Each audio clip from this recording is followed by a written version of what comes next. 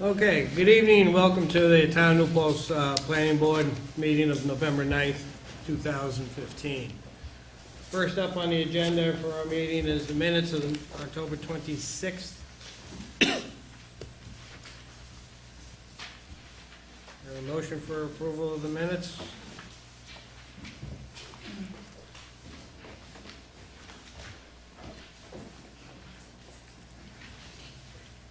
I'll make a motion to approve the minutes of October 19, 2015. Sturzman. Okay, any discussion? All those in favor? Aye. And Lyle's abstaining.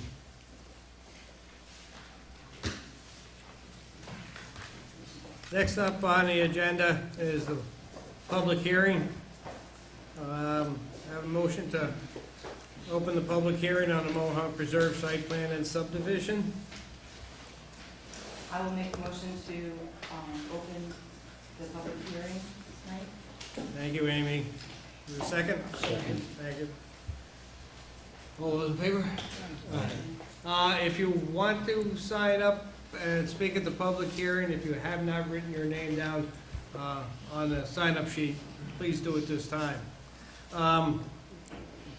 The board will be reviewing EAF Part 2 sections on the impact on land, surface water, flooding, historic and archaeological resources, and transportation. Transportation includes traffic. They're going to review that tonight. The public hearing, I'd like to be focused on those issues because they'll be very germane to what the board will be discussing. So it doesn't preclude you from saying anything else. So let me get the list and we'll start.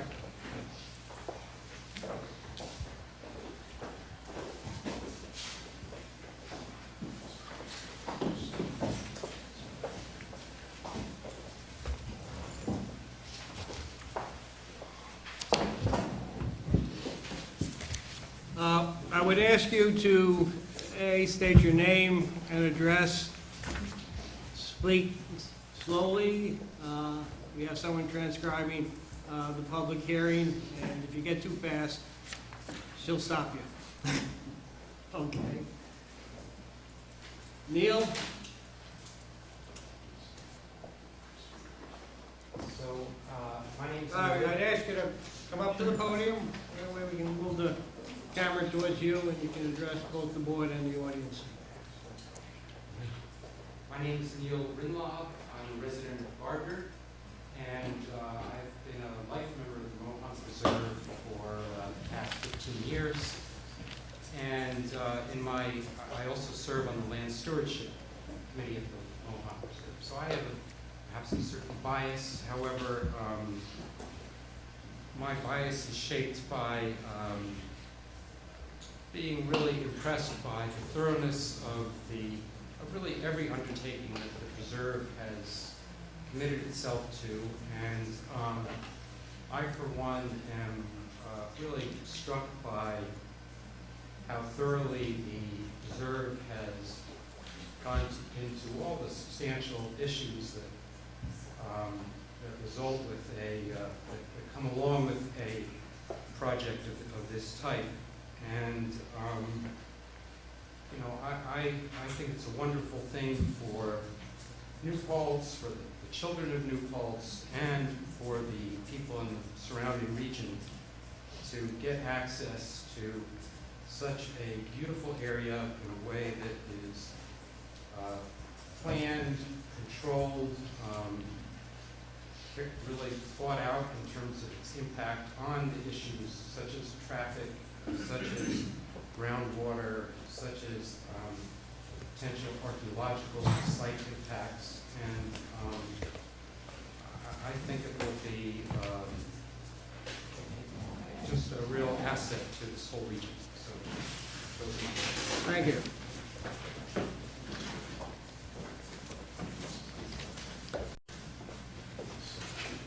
Ralph?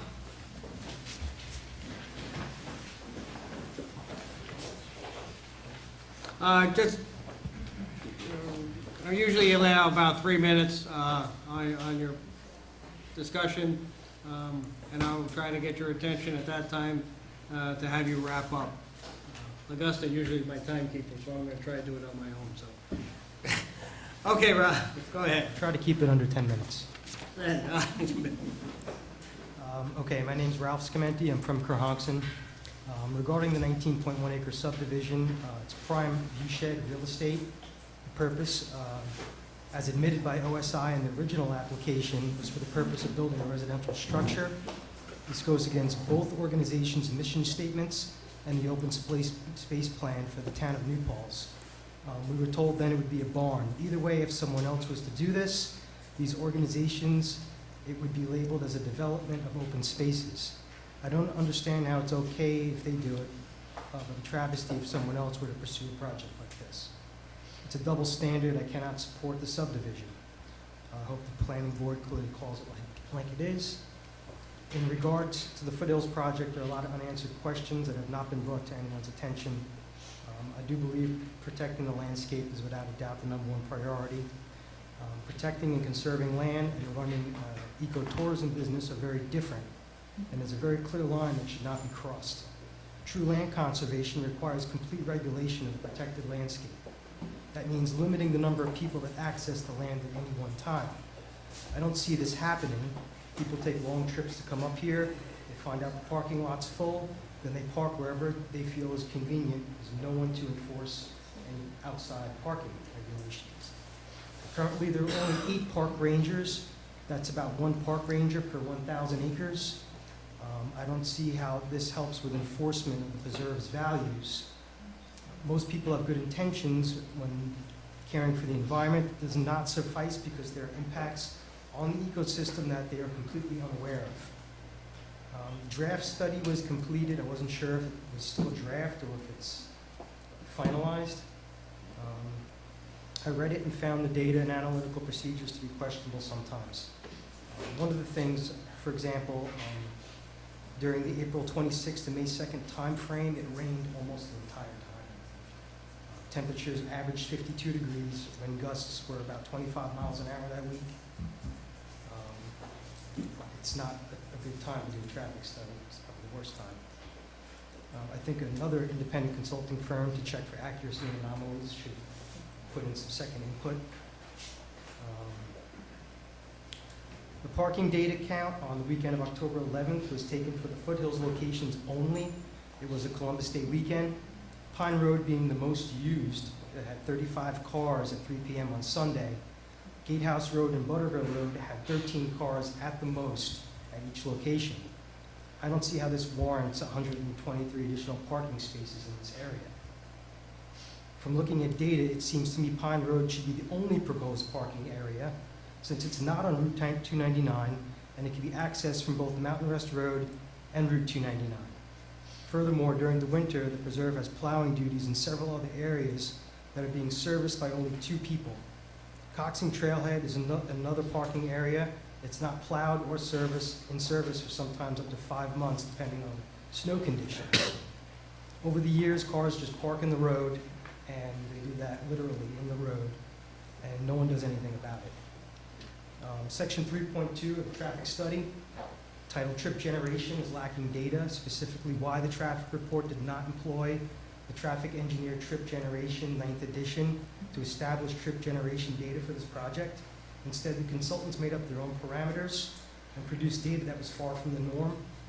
That data is not outlined in the study. Also, a growth rate of 0.5% was anticipated for New Paltz. This is clearly data that should be questioned since it accounts for no building in this area from now until 2022. We all know about the Wildberry Lodge and Minnewaska State Park upgrades. This project falls smack in the middle. In conjunction, Do you want to wrap up? I will. In conjunction with the new bike flat trail, the foothills can be accessed from the Village of New Paltz or the Pine Road parking area. The 2 new parking lots on Route 299 are completely unnecessary and will make traffic from bad to worse. Walking, biking, and skiing should be promoted to limit the number of people allowed on the land at any given time, as well as discouraging people in town to ride their vehicles 1 mile to the parking area. Security is also an issue. At night, how will the trails be secured and how will the park be secured? According to the LAMP, there are 199 structures on the property. Why can't some of these structures be repurposed and maybe replace the need for building a new educational center? I think a full Well, EIS should be done. Well, we'll limit, if you have it written up, you can submit that to the planning board. Thank you. We had trouble hearing back here. Is that working? We'll make sure it gets closer. If you do have trouble hearing, just kind of stick your hand up so we know.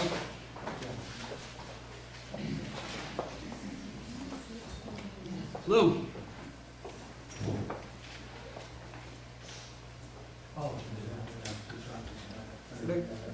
Make sure Kelly gets. It's because they're photos and I want to refer to. All right. Make sure everyone here. Lou Carriola, 6 Jacobs Lane, New Paltz. I want to thank Len and Ron this past Wednesday. They gave me a tour. They also provided me with information which was very helpful and education. Thank you. Again, I think it's a beautiful plan, what they want to do. I just have my little quirky things.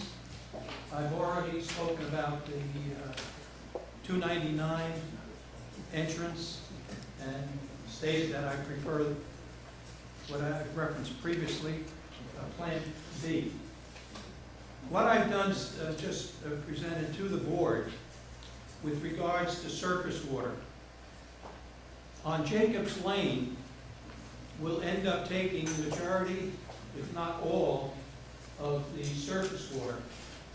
There are 2 culverts from the Mohawk Preserve parking area. One culvert goes through 4 Jacobs Lane and then predominantly runs through my property. There's a lower one near the intersection of Gatehouse and 299. And that one, I believe, gets it worse. What I've submitted here is on 10/29. This was the day prior to the last rain we've had, which we haven't had very many. I did run around, took some photos. The next day, we had about 7 to 8 hours of rain. That next morning, I went out and I took the results of that rain. The first page now showing after the rain is like a Y, and what's occurring there is from where the intersection of Gatehouse is, there is like a swale that runs down to 299. The stream on the left excuse me, runs along 299 and then runs to the culvert, under the culvert, and then runs toward property number 1 on Jacobs Lane. Passes through that property. And the second illustration here is it going through 1 Jacobs Lane. From there, it proceeds to 2 Jacobs Lane.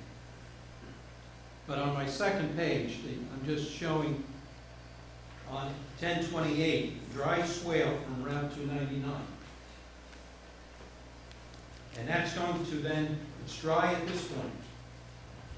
The second picture I have is that with 7 or 8 hours of rain, how it now has accumulated to the point that it's running fairly swiftly, heading toward 1 Jacobs Lane. The third page I have is a dry swale. There's a culvert there that's in the field that they've opened up. And the bottom one, that was dry, that's the 28th, morning of the 29th. You can see how it's running.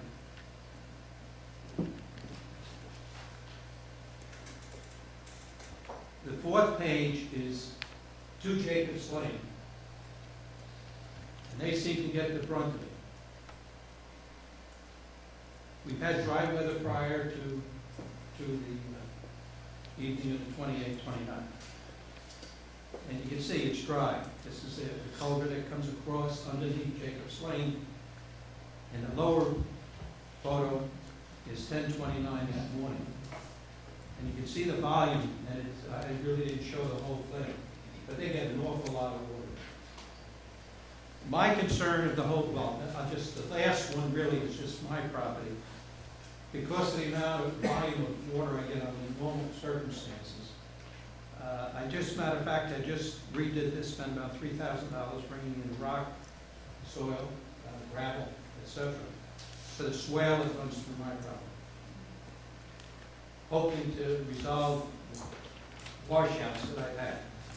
My point is that I believe that this project, and with driveway going down out of the parking area, I and my neighbors, which goes through 4 properties on Jacobs Lane, will be receiving more water than I'm getting naturally now. Now, my understanding is that the project is supposed to take care of all of this rainwater and not add additional water to our properties. But I'm concerned. I've read, they were, again, very kind to give me some information. And they have things called dry swales that allow and collected runoff to infiltrate through bioretention soil, then exiting site soil, and then excess flow are then infiltrated through bioretention system, then collected in under drains, which will convey the treated stormwater to exiting storm sewers on Route 299. Those exiting sewers are my property and the properties of Jacobs Lane 1 and 2. So those are my concerns. Now, with all of these different things, and they look great, they have to be maintained. And are there going to be people that are going to maintain all of these, a lot of terms I've never heard of before? Thank you. Thanks, Lou. Rich? There he is.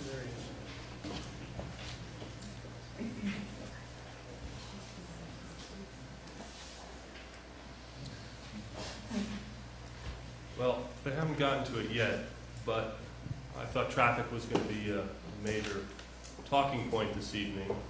And Rich Gottlieb, I live at 50 Hillside Avenue in Highland, but I have 2 businesses sort of in New Paltz, soon to be. And they deal with the out of doors. So.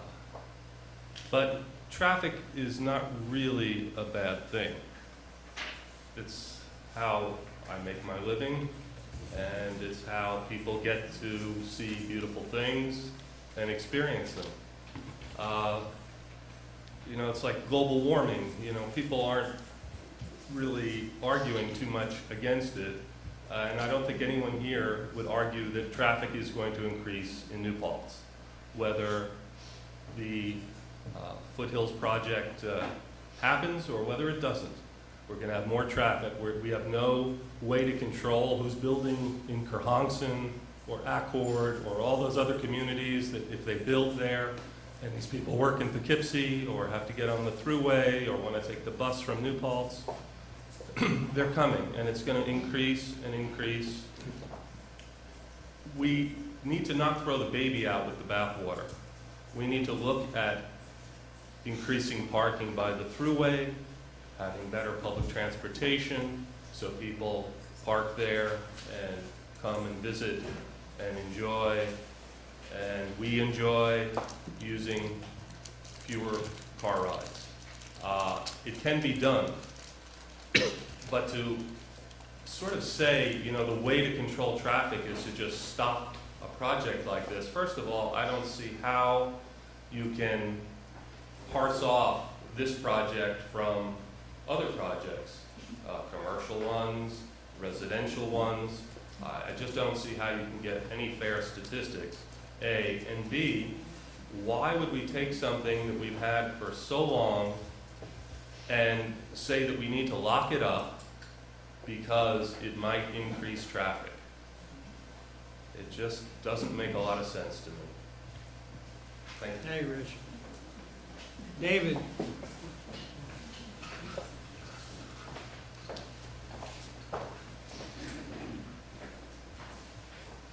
David Ness, 7 Hickory Hill Road, New Paltz. Live in New Paltz, have a business in New Paltz. I'm on the board of the Chamber of Commerce and have been for the last 10 years. Member of the Preserve, member of this community, and really enjoy Fall Pond Preserve and everything it has to offer. I've looked at the plans. To me, it doesn't look like the footprint is that large. I understand there are concerns. I listened to the gentleman speak about concerns. If I lived on Jacobs Lane, I would have concern about stormwater runoff. So hopefully that's something that can be addressed. But as far as what Rich said, locking up New Paltz, it's not something you want to do. This town, aside from the school, depends on tourism for its livelihood. All of the businesses in this town, a good number of them, rely on tourism to help us live in this community and support our families in this community. And if you try to limit people's access to this place, you're going to kill tourism in this area slowly. And that's not something that I think would be prudent for people who live and work here and try to make it really good. Try to make it right, try to make everything work with the neighbors that are surrounding this area, but not speaking from a Chamber of Commerce point of view, as a resident, as someone who lives and works in this town, I love the idea. I think it does solve some problems for people who park on Waterville Road, and you have the lines of cars parking there. You'll get them to move a little bit. It's a good idea. I think it's good for the town and good for the village. Thank you. Andy Weiss? There you are.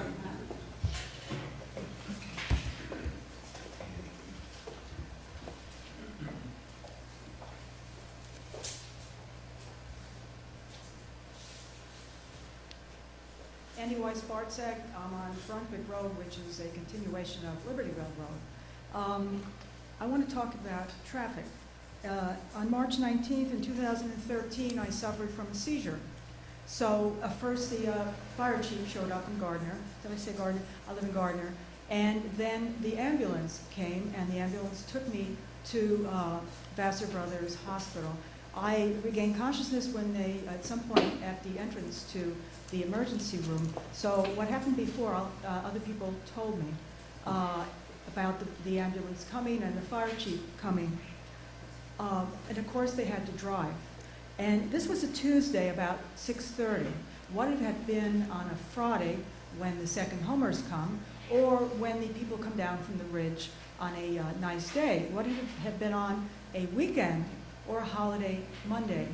What if it had been on the days of the week with the leaf peepers? Twice in 2 weeks, when I came up Libertyville to make a right turn, whoops, I'm facing the wrong way, to make a right turn to go into New Paltz, the traffic was backed up past Libertyville. So instead of going to a restaurant in New Paltz, we went back home and ate there and then went around. The next time, when I was by myself, I made a left turn and went the back way to go north. So traffic matters to those of us who live here. It's not just the businesses that it affects us. And I want to give some other examples. There was a fire on Mulberry Street. I don't remember how many fire trucks had to show up, whether it was all just New Paltz or whether fire departments from other areas had to drive their fire trucks to come there, or to go into the firehouse in case there was another fire. So they had to drive, and traffic, of course, matters to them. Then there was that man with a high-power rifle on 32 South. And I remember that was the town police, the campus police, the county sheriff, and did I miss anybody? Probably some other, had to drive there for that situation. So traffic does matter. So if it's only 2% more, maybe at midnight, I sometimes drive into the village, through the village at midnight, and the traffic is very nice then.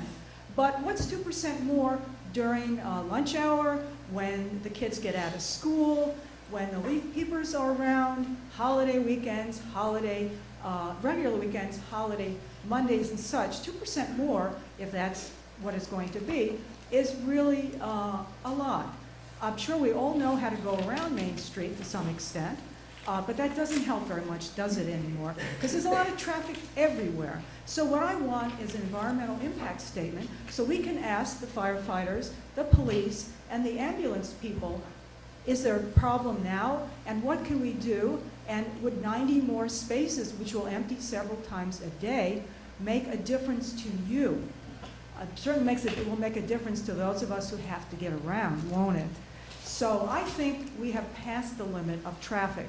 And if there's an EIS, I'll suggest, how about an electric trolley to bring people from parking lots in the village so that the people will, when they come back, maybe eat something or buy something from our supermarkets. And so we'll get something out of it. At the moment, only the Mohawk Preserve will get money out of this. We'll get the pollution, and we'll get the traffic.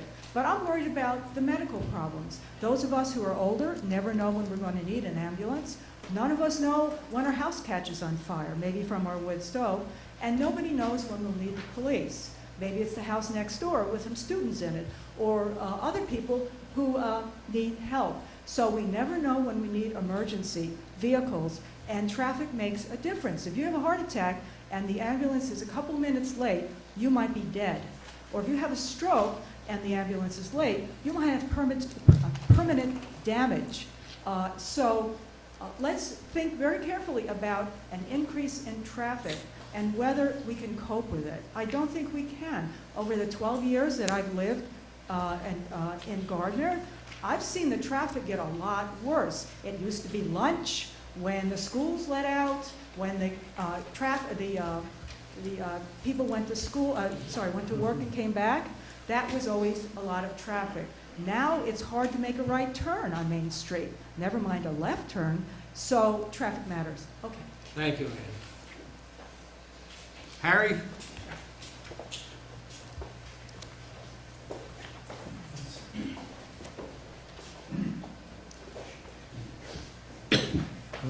My name is Harry Tabak. I live on Albany Post Road, just behind this project, just opposite Butterville Road.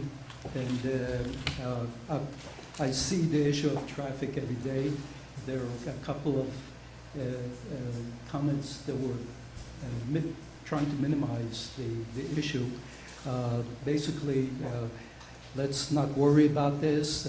We need all the tourism we can get, and we'll deal with the issues once they become exacerbated. I think we need to know, we need to have some serious answers.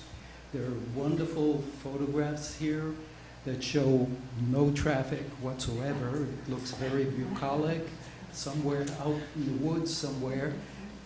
None of these aerial shots show the housing around this immediate plan, certainly not Jacobs Lane or any of the other housing. It doesn't show it in the context of Libertyville Road and the backup of traffic over there. I think traffic is a very, very serious issue that has not been answered and has, I think, would require a little bit more planning and input so we don't wind up with a catastrophic nightmare of traffic backing up all the way to Butterville Road, but even more so, we've had so many accidents right at the intersection of Butterville Road, Albany Post Road, and 299, and that's when there's a lot of travel, a lot of tourism, and people simply going through intersections, not even realizing there's a stop sign there. I've seen it. I've called. You could check with the police department. I don't know how many numbers I called, how many times I called with emergency. As soon as it happens, I can hear it at my house, and that's negligible in contrast to what we may experience once this happens.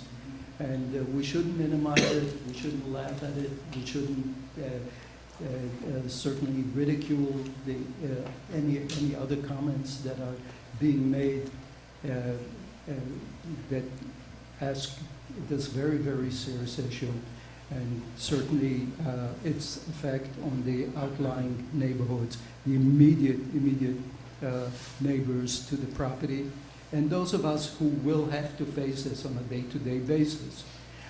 It doesn't even show in the parking area. There are 3 cars parked there.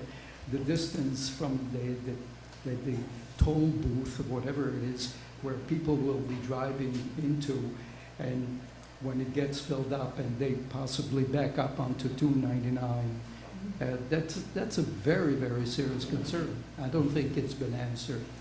And I wish the photographs that have been prepared here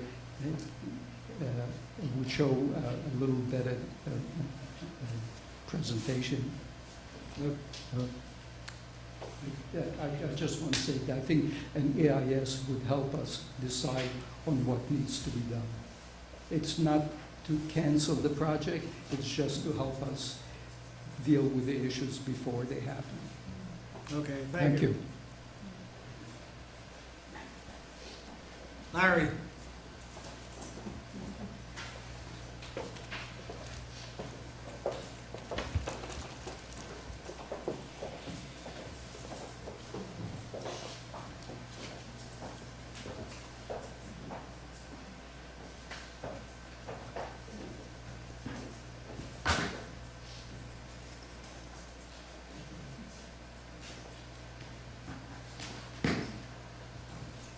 I want to read a letter, and you might have copies for members of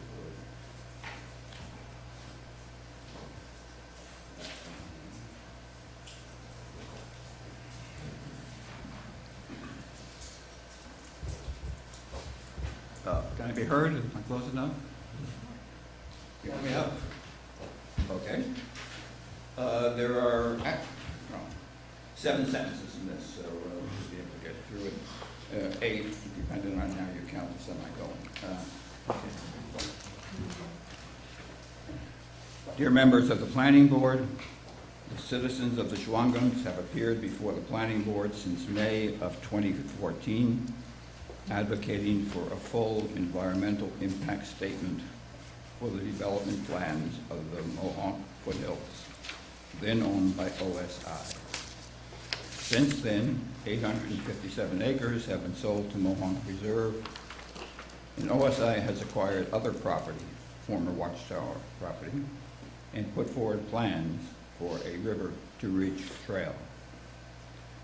We understand that consideration is being given tonight to the Planning Board's EAF Part 2 of the Mohawk Plan, and that at the last meeting, the Planning Board declared itself the lead agency for the OSI site plan application.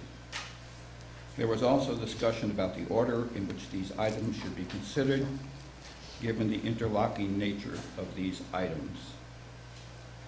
This is all the more reason for the Planning Board to make a positive declaration and require a full EIS for these 3 applications before it.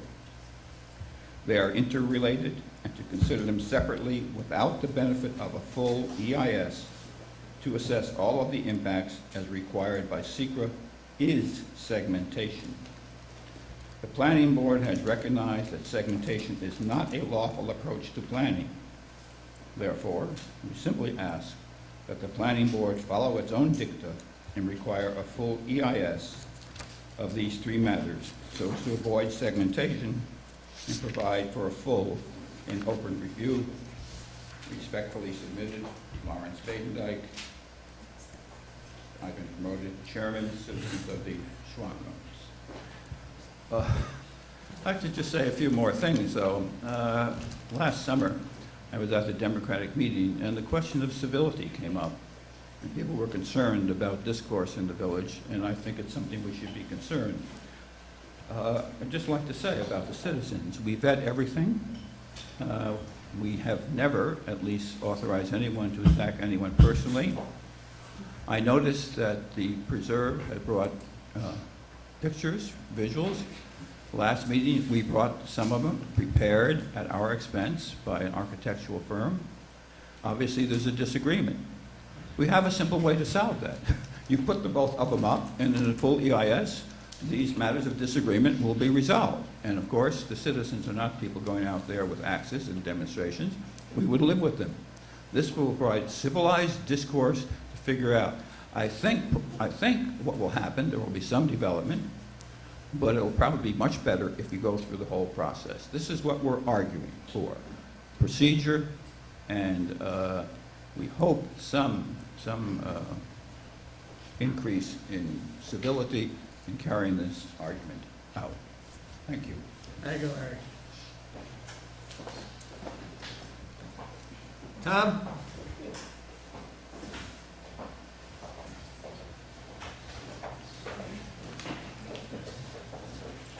Good evening. Mr. Chairman, members of the planning board. I listen closely when I come each month to the planning board meeting. I travel 60 miles to get here. I'm a life member of the Mohawk Preserve. But what I find a little disturbing is, and again, I started off last month with a quote from Ross saying this to a citizen, keep their mouth open. Turn your mic down, I mean, towards you. Toward me. Here, there you go. Okay. So, basically, I respect anything anyone has to say in regard to any application. That's their right. But the thing that's disturbing is, and this nice gentleman in the front, he put together an elaborate, obviously he took the time to take photographs before and after of an event, rainfall. And it appears, in the way he described it, as he collected empirical data that depicted runoff that he was concerned about. But in the very end of this discussion, I didn't plan to say this, but I'm listening and I can't hold back. He kind of blew off all the engineering terms and he kind of condensed them to do a half a sentence, like things like infiltrators, impervious surfaces, retention detention pools. And these are all the tools that engineering firms use to mitigate runoff. And I'm sure the engineering firm that they have, the consultants that they have, are well equipped. I don't know if any of the planning board members here votes in the New York City Planning Federation each year, but this consulting firm is there year in and year out for the last decade plus, giving the most informative presentations that you could ever imagine. So if you ever get a chance, sign up for this year's Planning Federation, they'll be there. And I've learned so much from this firm, saying no. But my point is, I have a problem. The citizens of the Shawangums, I did some research to see what it's about, you know, because Einstein had a quote. Einstein said, insanity is when you repeat something over and over again, expecting a different result. Well, when I hear all these traffic things over again, and I hear things about water, and I hear about that the Mohawk Preserve is the reason why we have traffic. The first time I got up before this planning board, and again, I'm not even a resident, but I'm vice chairman of my own planning board, and I get involved in many initiatives like this. And the thing that's disturbing, what I said last April was that my first visit to the Mohawk Preserve was in 1967. In 1967, there were 185 million people in this country. There's 330 million people in this country now. Okay? So it grew 15 New York cities. So to say that the Mohawk Preserve is the reason for the increase in traffic, when we look at the massive development that occurred from 1995 to 2010, where our national economy almost collapsed because of the home building and all that went involved with the banking scandals, I find it very, very difficult to blame the Mohawk Preserve for that. And again, and I respect public comment. I've said that over and over again. But the Friends of Shawangums... Tom, you want to wrap up? Wrap it up? Okay, real quick. But I have something for the legal attorney to... the Friends of the Shawangums was originally incorporated as something called the Brook Farm Collaborative. And in their mission, in the documents, the Department of State it states that no substantial part of the activities of a corporation shall be the carrying on of propaganda or otherwise attempting to influence litigation, and the corporation shall not participate in or intervene in, including publishing or distribution of statements, any political campaign on behalf or in opposition to any campaign. All right, The person thanks. who incorporated that is Mr. Altman. This week's paper, and we'll leave this with you guys, you should all look at it. His opening statement here is on Tuesday, November 3rd, 2015. We will elect a New Paltz town supervisor, members of the town board. It says explicitly not to get involved with the political process. And for them to, basically, their mission is to disparage the Mohawk Preserve. And I think I'm going to leave this with the town attorney. And this is the article from the paper this week. And this is the State Department of Corporation papers of their not-for-profit. If you have a concern, you should address it to the state about their No, I activity. just want this to be on public record. And I think you'd be the most prepared to understand what was on here. But I'll leave it with Yeah, you. everybody, thank you. Thank you very much. Is there anybody else who wish? One at a time. Craig, you first, and then, yep.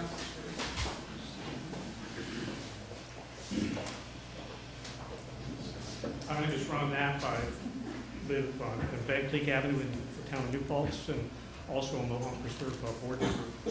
Concerning traffic, yes, Mohawk Preserve contributes to the traffic in New Paltz, just as the county fair does, just as the other events that take place in this area do, and just as apples do, and just as pumpkins do, and leaf peeping does. And I know the focus is on the Mohawk Preserve here tonight, but I think you've heard some of us say that the Mohawk Preserve has about 150 to 170,000 visitors per year. Minnewaska State Park claims about 500,000 visitors per year. Roughly, we could say then that about 2 out of 3 cars that pass through the village of New Paltz pass through the Mohawk Preserve and go to Minnewaska State Park. And at the end of the day, 2/3 of them pass through the Mohawk Preserve, come to the bridge in New Paltz, and go contribute to the traffic in the village of New Paltz. Try to put this in a larger context, and don't just see, I think, the Mohawk Preserve as the cause of the problem. Thank you. Hey, Ron. Erwin?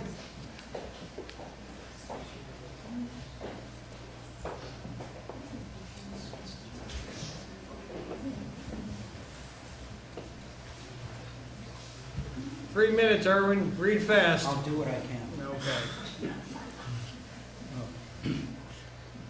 When a major, Name and address. yeah, Erwin Sperber, 142 Brunswick Road, New Paltz, New York.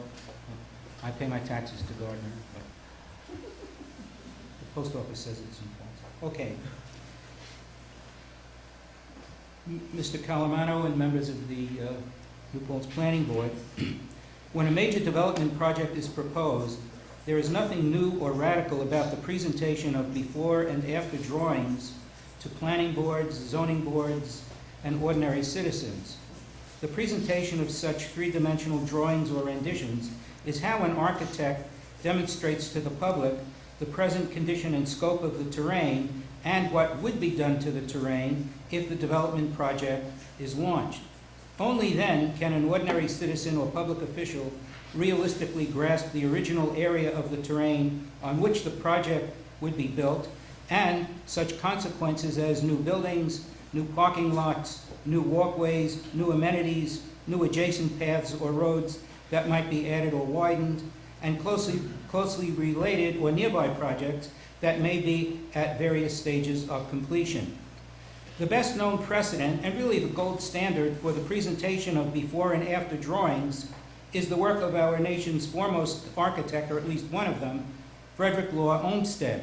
He's the celebrated designer of Central Park and people's parks all across the country, and arguably the finest public university campuses throughout the United States, including my own alma mater. So forgive me for having a bias in favor of him. We, in Citizens of the Shangunks, are often said we have biases, so here's one you can take to the bank.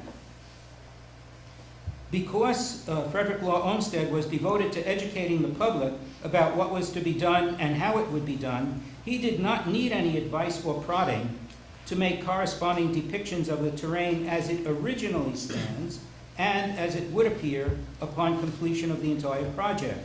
You might see, for example, Frederick Law Olmsted Writings on Landscape, Culture, and Society, edited by Charles Beveridge. In fact, there's currently, for those interested, in the recently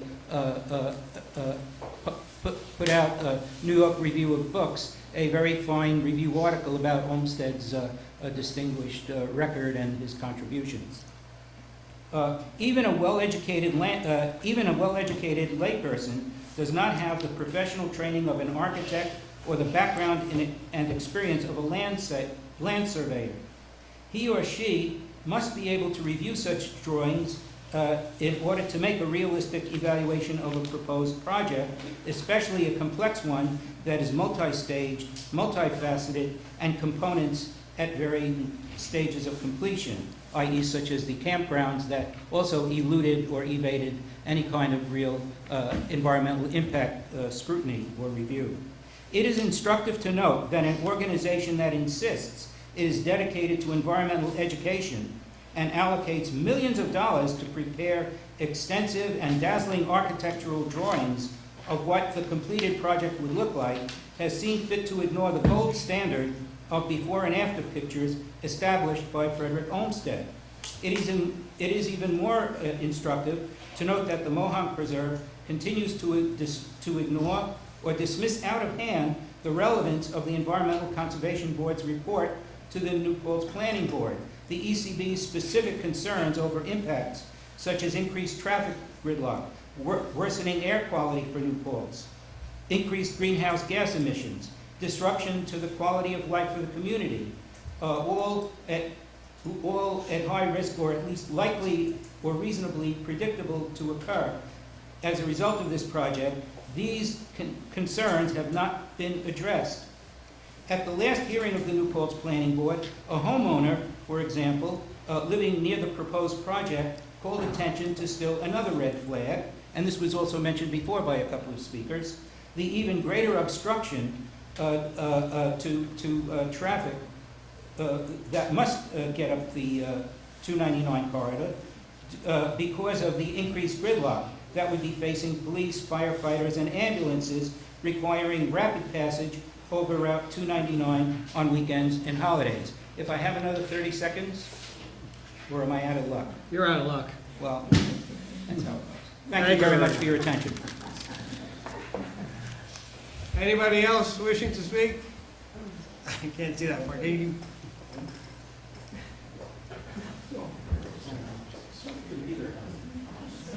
Hi, I'm Marty Molatoris. I live in Rosendale, but I own two businesses, the Inner Wall in New Paltz and Alpine Endeavors Guide Service, which is based out of Rock and Snow in New Paltz. I came here probably like for the same reason many of you have, and that's what the town has, what the area has to offer. New Paltz is a hub. The surrounding area, for families, culture, schools, outdoor activities. People come here because it's so great. This hub and the activities it provides is going to keep growing. I mean, the population is increasing, and everybody's getting more and more into outdoor activities for just the quality of life they bring. So I can't see why you want to stop anything like this. Traffic is going to happen, but just as Rich and other people have said, the traffic isn't just based on the preserve. There's a lot of towns that are required on traffic being filtered through New Paltz for them people to get there. So it's not just the preserve. There's a lot of other people that need to bear that responsibility for that. And I just think that's some way to mitigate the traffic issue, because it's going to keep happening and keep growing. But for over 50 years, the preserve has shown to be good stewards of the land, and they've increased our quality of life. I can't see why you want to stop anything like that. Thank you. Anybody else wishing to speak?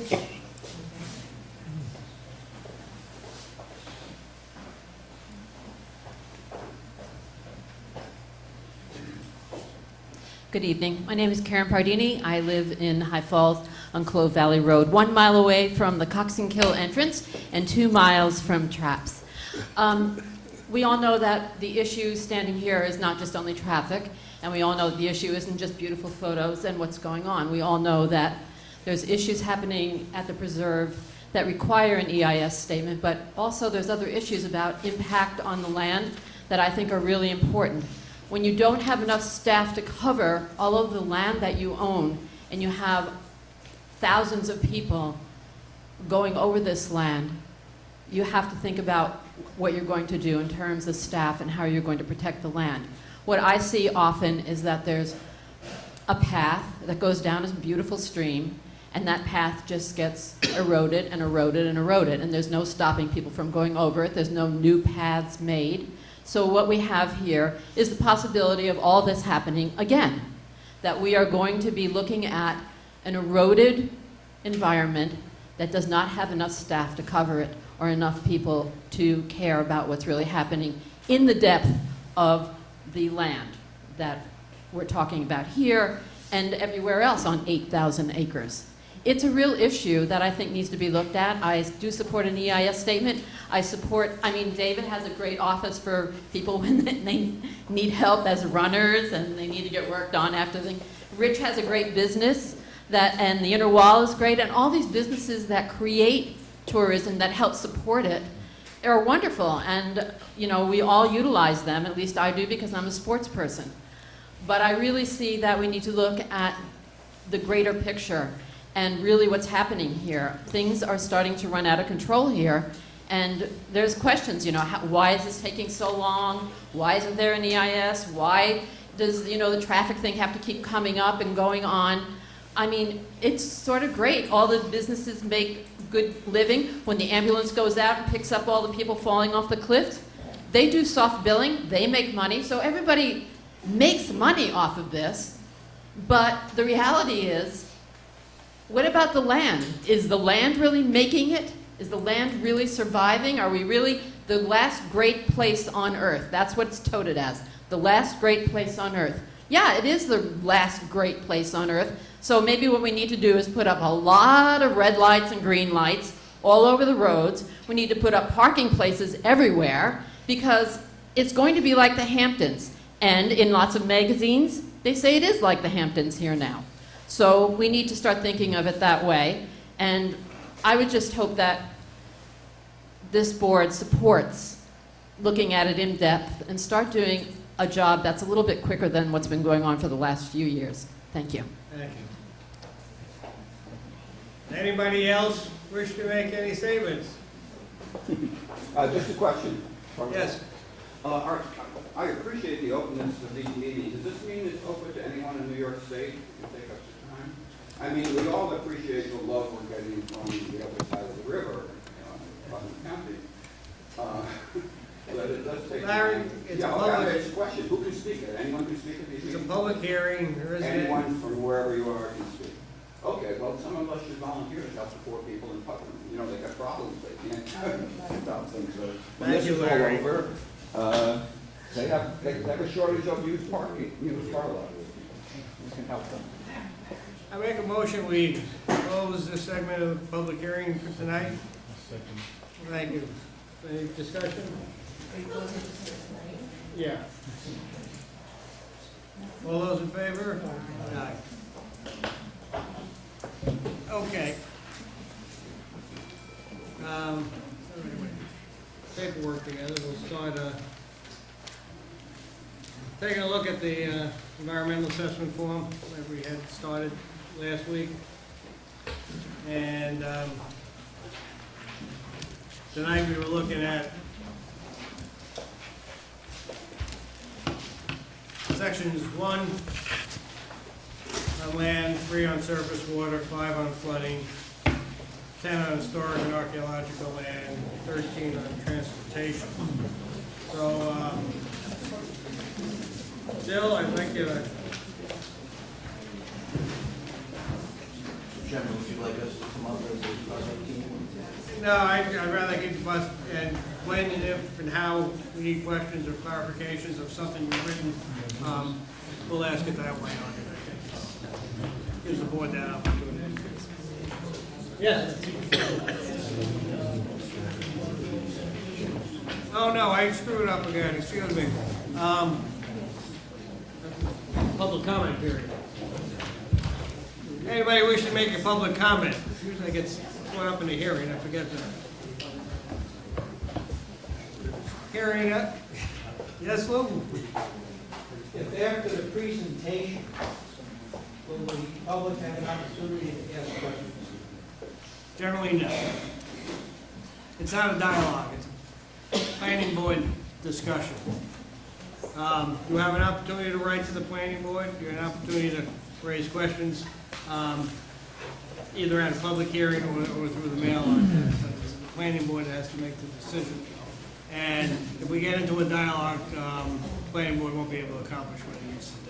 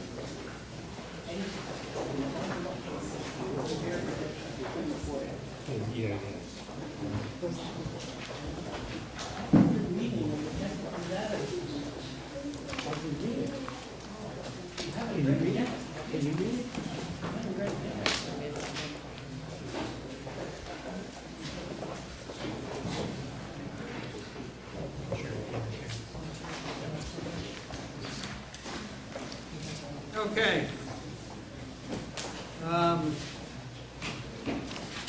We're going to start on the part 2. On land.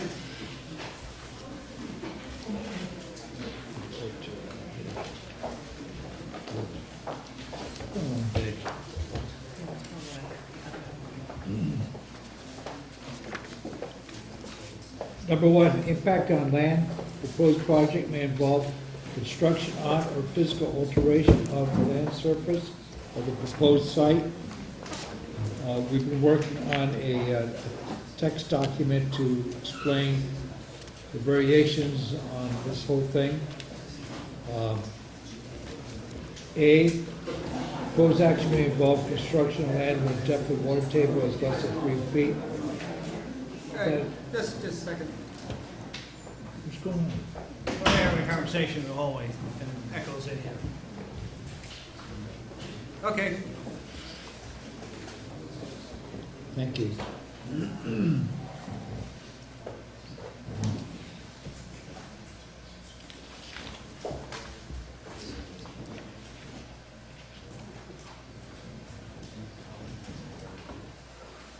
Okay. A, proposed action may involve construction on land where depth of water table is less than 3 feet. Sort of true that, some improvements, including some paved areas and elevated walkways, trails will be established where the water table is less than 3 feet. We don't believe there's much of a significant adverse impact will result on this. So that would be small. A small impact may occur. B, proposed action may involve construction on slopes 15% or greater. Will be small in an area roughly about 65 by 100 or about 1/1500 of an acre. Maximum to be involved. So compared to the whole site, it's de minimis. So that's considered to be a small or impact if it does occur. That's the building up by the farm pound. Yes, the open But- air education center. Yes. Right. Kleinkill Farmhouse. C, proposed action may involve construction on land where bedrock is exposed or generally within 5 feet of the existing ground surface. Portions will be built where the depth of rock is shallow. However, activity will not result in a significant impact. Details regarding the surface condition are detailed in the surface evaluation and assessed in the assessment contained within the stormwater pollution prevention plan. So that could be also no or small impact. D, proposed action may involve excavation or removal more than 1,000 tons of natural material, not even close to that. So there'd be no removal of natural material from the site. I may have to ask Carol to follow up if we don't want to get in force. Work as a team. Okay, proposed action may involve construction continues for more than a year or in multiple phases, and yes, that is true. It's to be expected over a 24-month period, but the majority of the work involves the testimonial gatehouse, the Hasbrook House sites, and those will be conducted in a rather short period of time. We're going to get details as far as how long that will take, but we don't believe it's a long-term impact, and so those impacts will be basically short-term.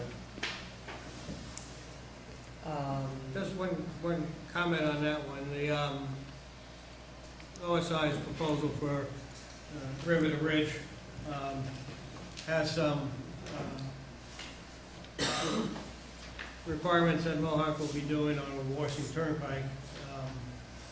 Is that within do we have a time frame on that one? I just want to make sure that they're working in the same period of time. I think we need to get information on when, well, I guess it would be contingent upon when OSI gets approval too, but such that the Washington Turnpike, your section of that will be done in conjunction with OSI's term. So our portion of the Washington Turnpike is not included in the River to Ridge Trail. It would be south of the River to Ridge Trail that goes on to Mohawk Preserve property. The River to Ridge Trail would follow Pine Road, and then the White Oak Bend path, and then Lenape Lane, and then a section of it would parallel Butterville Road going north back to close the loop with Pine Road. So the Washington Turnpike is south of that area, and so the Washington Turnpike would be part of our Hasbrook marshland area, and we propose to really preserve that historic roadbed in its current condition, which is really a grass trail. I was under, I may be missing it on it, but I thought where I saw where it came up to Pine Road, it was running along parallel from Pine Road towards Lenape. Right, and that would be across really parallel in Butterville Road, but that's before you get to the Washington Turnpike. Okay, so I misspoke. It's not the Washington Turnpike up there, but that was the only thing I had is in conjunction with OSI is that section that parallels Butterville Road and on your property on Lenape Lane, from Pine Road to Lenape Lane would have to be done, in conjunction with the OSI project. Okay. That's just a clarification that is in there. I guess we plan on looking at these individually and then cumulatively once more information is of that made available. Okay, F, the proposed action may result in increased erosion, whether from physical disturbance or vegetative removal. Again, we're looking at the improvements to only 0.8 tenths of an acre of the foothills property, and yet only a fraction of that will be used, will undergo construction, and all of this will be done in accordance with the New York State, the SWIP and the New York State Standards for Erosion Specifications for Erosion Sediment Control. proposed actions not within a coastal zone, coastal erosion hazard area.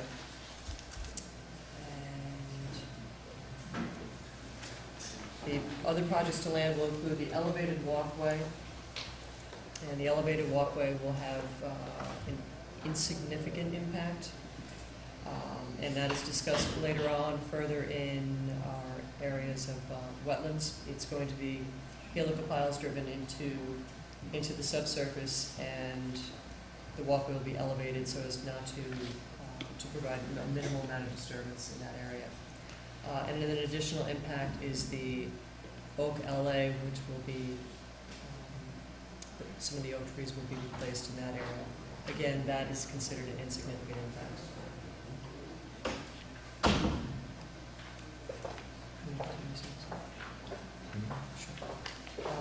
We talked about, I just want to, maybe it's,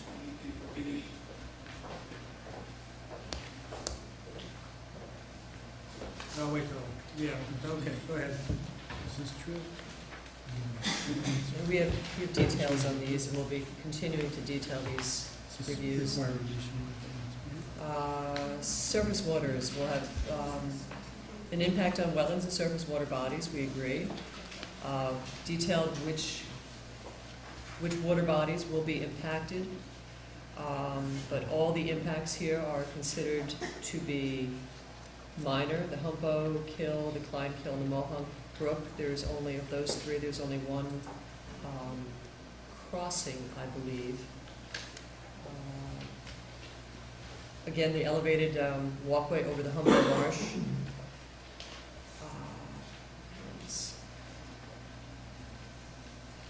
There's several man-made ponds, including the gateway ponds. All of these are regulated, so we will have to be in, the applicant will have to be in coordination with the Town of New Paltz Wetland Code, the Army Corps of Engineers Federal Wetland Permit, and the New York State DEC permitting.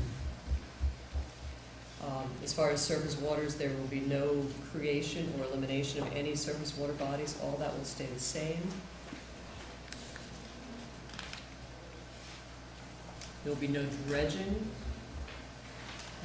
And as far as the wetlands, again, the primary impact is the creation of an elevated boardwalk through the fringe of Humpo Marsh.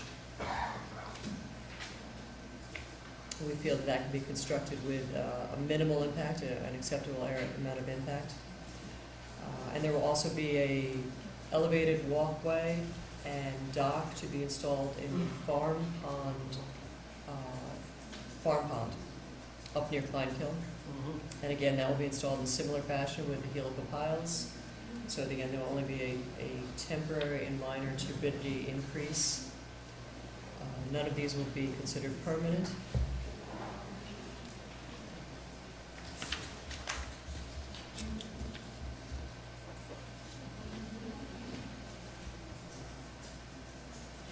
There will be F&G, proposed action may construction of one or more water intakes or surface water discharges. There's none proposed of any sort. The intakes are strictly for Hasbrook House, and that will not change.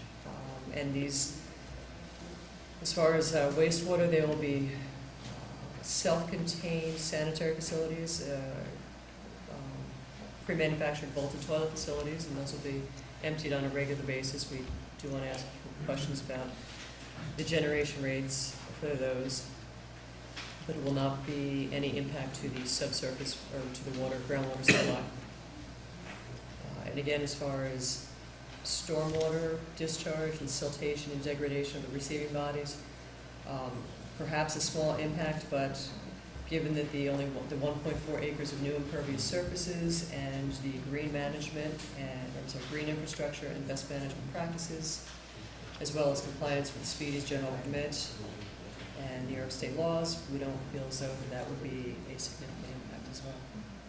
The stormwater report acknowledged that New Paltz is an MS4, and that any volume or rate of flow off the site has to be It's maintained less or than, less than, less than what is there now. yes.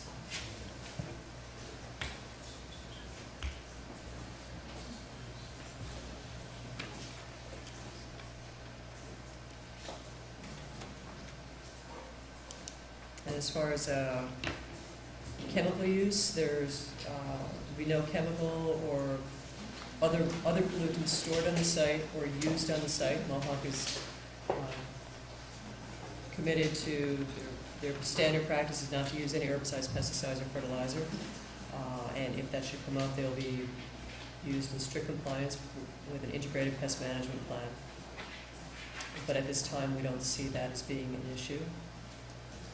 And there will be no wastewater treatment facilities involved with the project. Number 5, the impacts. Go. If you have questions or comments or want to raise, just let's stop and take a breath and bring it up so we can discuss it. I have a little question. Sure. You just said, it is estimated that these facilities will generate 60 gallons of sanitary waste per day that will be contained in the facility and emptied and trucked off-site by a licensed sanitary waste hauler. So my question is, how often will a licensed sanitary waste hauler be coming to haul away?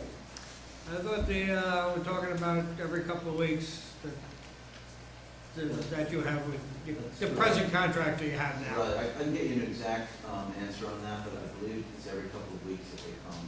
I will check with the schedule that we currently have at our other 4 trail heads, where we have these facilities to make sure that that's the correct answer. Okay. That is in the documentation, but we wanted some substantiation as far as the amount and whether it's peak flow or not. We can get you that.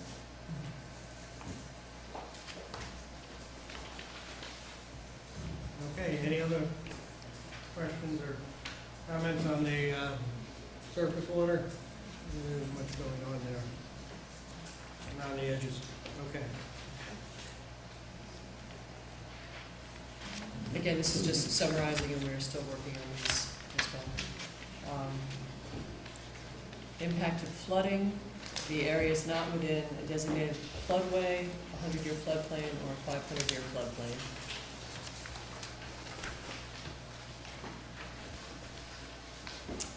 And according to the plans, the existing proposed drainage patterns are detailed in the stormwater pollution prevention plan. And an indicated 0.2% increase in impervious surfaces. And the additional runoff from that 0.2% is to be treated on-site through green infrastructure practices and best management practices. And again, it is an MS4 town, so that we see as a minor impact. The items such as the vaulted toilets, et cetera, are because of the low permeability of core soil. So that is absolutely critical, and 0.2% impervious surface really helps that out a lot.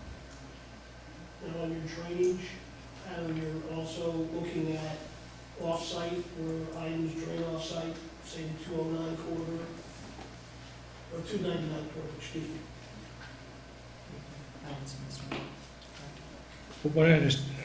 From what I understand, there's no increase. So, in terms of flooding or, increase in flow to these off-site places like in Jacobs Lane and so forth like that. We try to maintain everything I think they maintain more on site than they have going off. So I think the outflow would be less than it is now, currently. The rate of discharge. The rate of discharge would be less than it is now. This is going to be a 2.2% increase. Yeah, but it's going to be treated on site. So, It's a 0.2% increase in impervious surface over that existing, the 857 acre parcel. So we're saying the impervious surface on the parking lot would increase runoff rather than being drained in there, but It'll be reduced. it'll be reduced because, again, from being an MS4, they have to show that the flow off the site has to be less than what exists there now. So,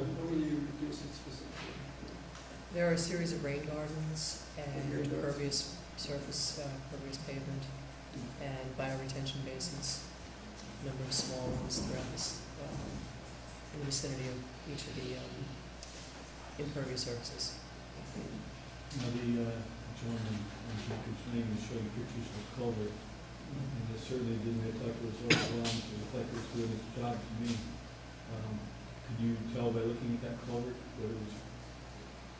what the flow capacity is? I mean, If we take measurements and certainly calculate it about Yeah. the pitch and the size. with the pitch and the diameter.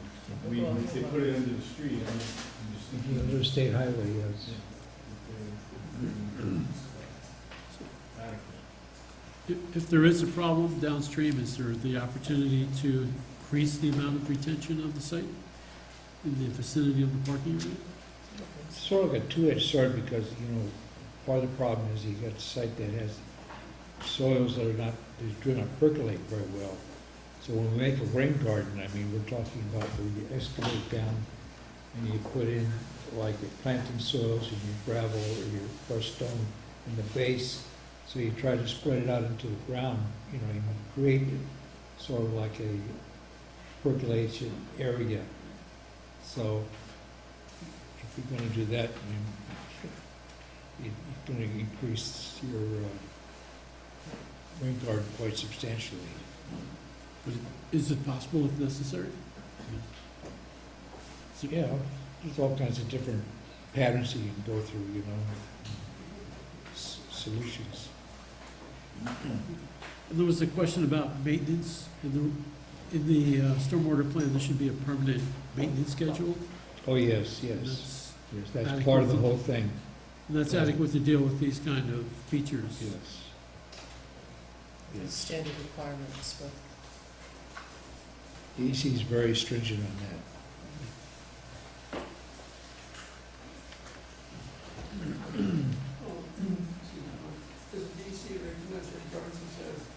Oh, yeah. Oh, yeah, we're using their design criteria to design it. It's their idea. It's from their manual. They said, this is the way you're gonna do it, and that's what we do it. I think Get them to agree to it, yeah. We have no choice. and they encourage the use of the green infrastructure such as the rain gardens, et cetera. Yeah. DC stamp of approval.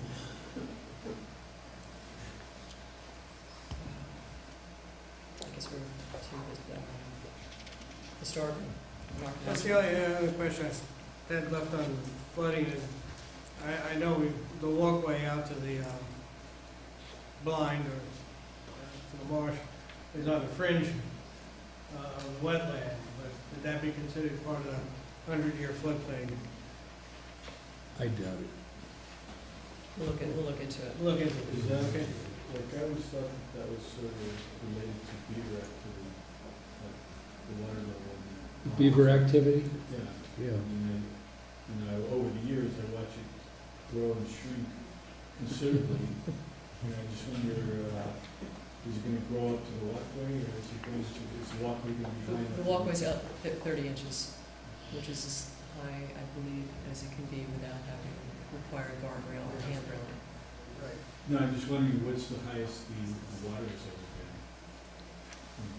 We can, You can check that. I would imagine if it's over 30 inches, then we would probably up to 99 as well. I mean, Which is a much more sometimes the ground significant is problem 99 than- and it looks like a giant lake there, and then other years you can't even find it.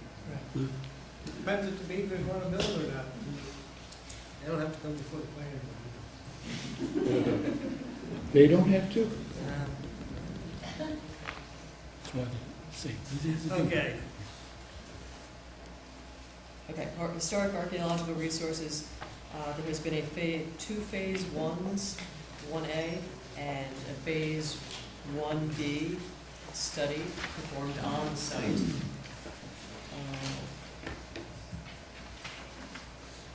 According to the field investigation, subsurface cultural resources were not identified within the Gatehouse project area. Only a few low-density transient items specifically a couple of turnpikes were identified in the vicinity of the bird blind, and non-archaeological significant surface scatters, specifically 1950s household items, were identified in the Hasbrook House location. So none of these, according to our reports, none of these have been identified to have historic or prehistoric significance.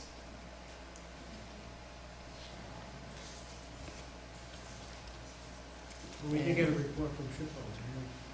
And Shibboleth also did not have any issues with any of these locations as well. Phase B study indicated the sensitive tree removal and the use of rescreening will mitigate the most apparent effect to historic resources, and that being the visual effect. And they indicate that mitigation of these visual effects and delicate balance of the needs of site access with conservation ethics has been achieved by the existing project as it is. The project has also been granted a certificate of appropriate by the New Paltz Historic Preservation Commission. To clarify, that certificate of appropriateness was for the restoration of the gateway structure? It's not the entire project. And you do have a letter in the file from the consultant who identified some issues that you will have to address. Yes.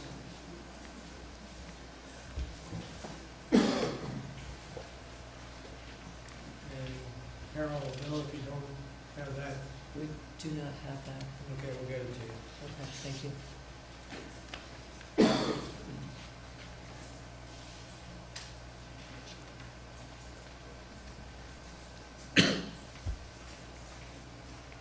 So that is pretty much where we are at this point.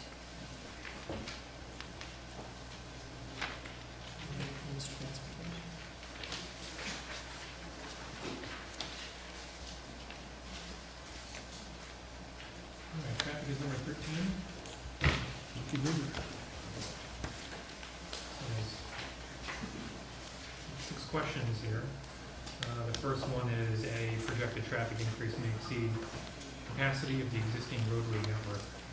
No or small or moderate and large. We looked through the traffic study that the applicant provided. Looking at the study area that they have, shows that there's ample capacity to accommodate what they're projecting. So we would say that is small or no impact factor. And when you looked at the traffic study, what intersections were basically what you're looking at? They looked at from Wolverton Turnpike, 299, all the way, including Butterville Road, their site driveway for Testimonial Gateway, Gatehouse Road, and Jacobs Lane. So the section that's limited to the town portion. Did we get back to Libertyville Road?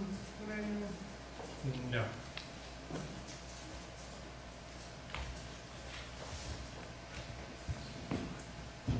So Jacobs Lane was the extent.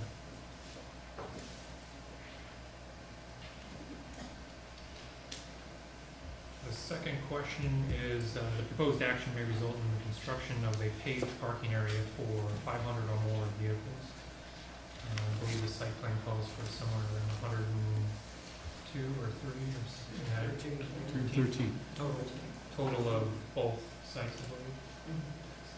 So that question would be, or that answer would be a no or small. The proposed action will degrade existing transit access.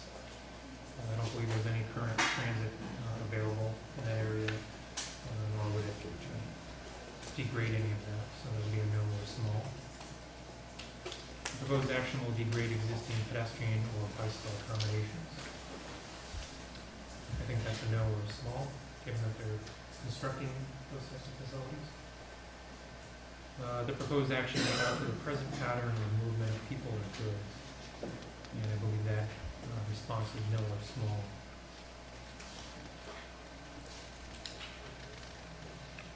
And then other impacts. I think the applicant had a response to one of those.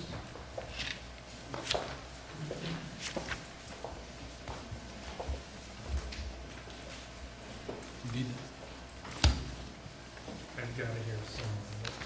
You have it handy.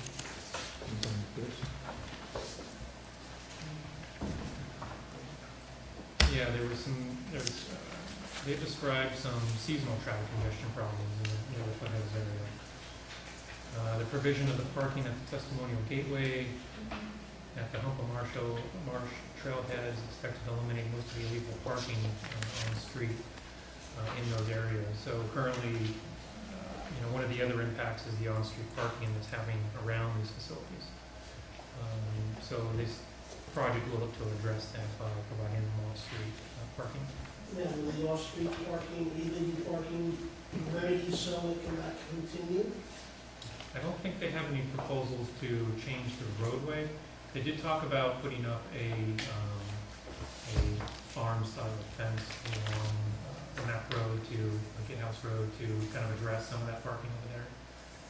The issue being, if you try and put a fence right up against the road so you physically can't park on the shoulder, it probably becomes a hazard of hitting it. Car half of the road is what it has too.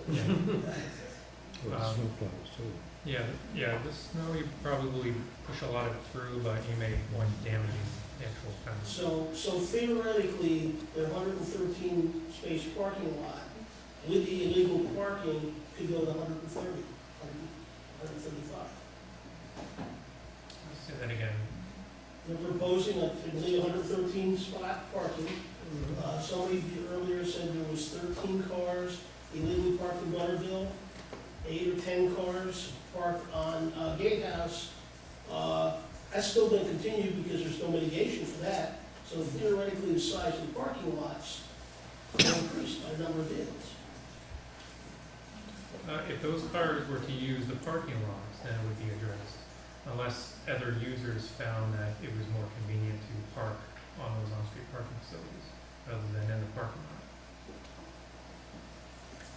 Did I answer it, or? No, because you're still not mitigating the problem. You're not getting any. If I could, too, those off-street parking areas are not under our locus of control. I mean, we can mitigate the impacts that are directly related to our development, and that's what we're doing. There's no way for us to exercise control or dominion over those off-site areas. I mean, that's really a town issue. We can try and construct part of what we believe to be the mitigation will be the construction of the parking area and the directional signage that goes along with it, but we really can't.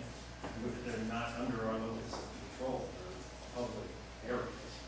So the parking at Butterville right now is not on Mohawk property? No, it's on the road. No, if it's on, okay, say it's off the road. It's not on Mohawk property? Well, that can be patrolled, correct? Yeah, I mean, the statutory right of way there is 50 feet, so it's 25 feet from the center line. So there's ample room right now for cars to have their wheels off the pavement and still be wholly on town land, which is really a challenge that we would like to see, addressed. But it's not within our control. So there's probably about 12 feet off the pavement that is part of the town right away before it gets to the preserve property. I recall there was extensive discussion at the town board last year, I believe, about whether or not to make a no parking zone along Butterville and perhaps Gateway. That's one possibility the town could look to see if it makes sense to do that. It's obviously got to be enforced by the town police, but once tickets start getting out, it sometimes becomes clear that people shouldn't park there. Question about the preserve, though, is do you accept walk-ins? Somebody parks on the street? They would have, if they were a member of the preserve, or if they had purchased a day pass in the preserve, they would be welcome on our property.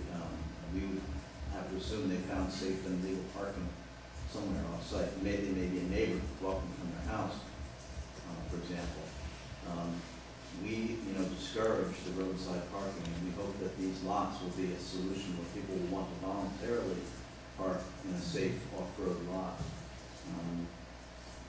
whether they're a member or a day visitor. So that's really our goal, is to create these two nice lots, of the larger one and the smaller one, to give people the option to park in a safer location off the public roadway. But yes, people can walk into the preserve now without a vehicle. That is one way people get on the preserve, as pedestrians and bicyclists or pedestrians. It seems like they weren't, if they were having to buy a day pass, they wouldn't have any incentive to park on the road versus parking. I think there's two kinds of parking concern I've heard. One is where it's more convenient to park on the road and walk in for some reason, and the other is where there is no capacity at the parking area and people can't park there. And there may be different solutions that need to be considered. Your traffic expert can guide you on this. Some of the other impact comments that had come up were, one was the entrance to the testimonial gateway. The project is providing a bypass lane, so if it does get to be a peak season and the ranger is dealing with, people, you can wave people into the parking lot and then collect their fees and do whatever from inside. Or if the parking lot is full, he'll be able to wave them in so they can make a U-turn and come back out, so that it minimizes the disruption out to 299. I think as maybe part of this project, but also part of the other the OSI project, it'll create a connection over to the village, which would allow people within the village to not have to drive out to here to then use the recreational facilities.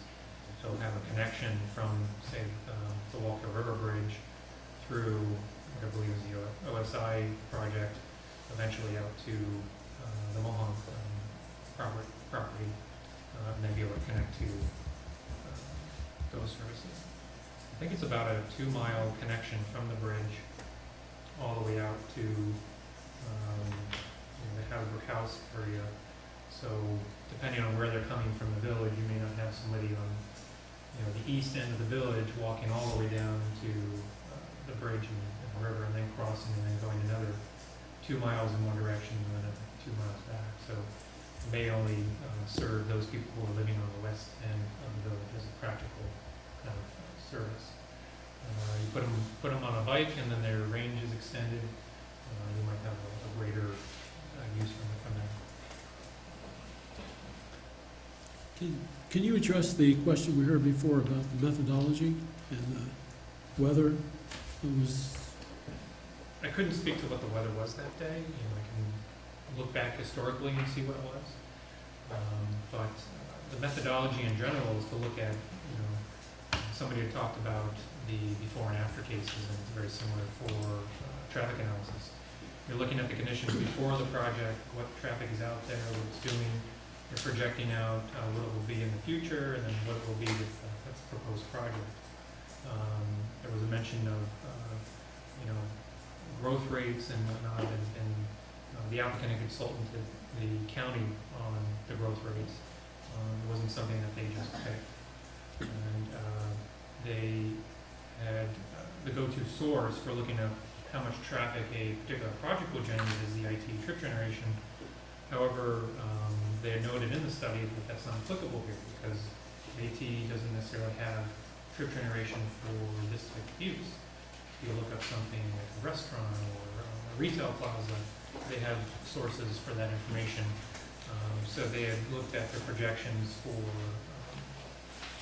the actual use of the site and took that down from an annual basis down to a particular time period.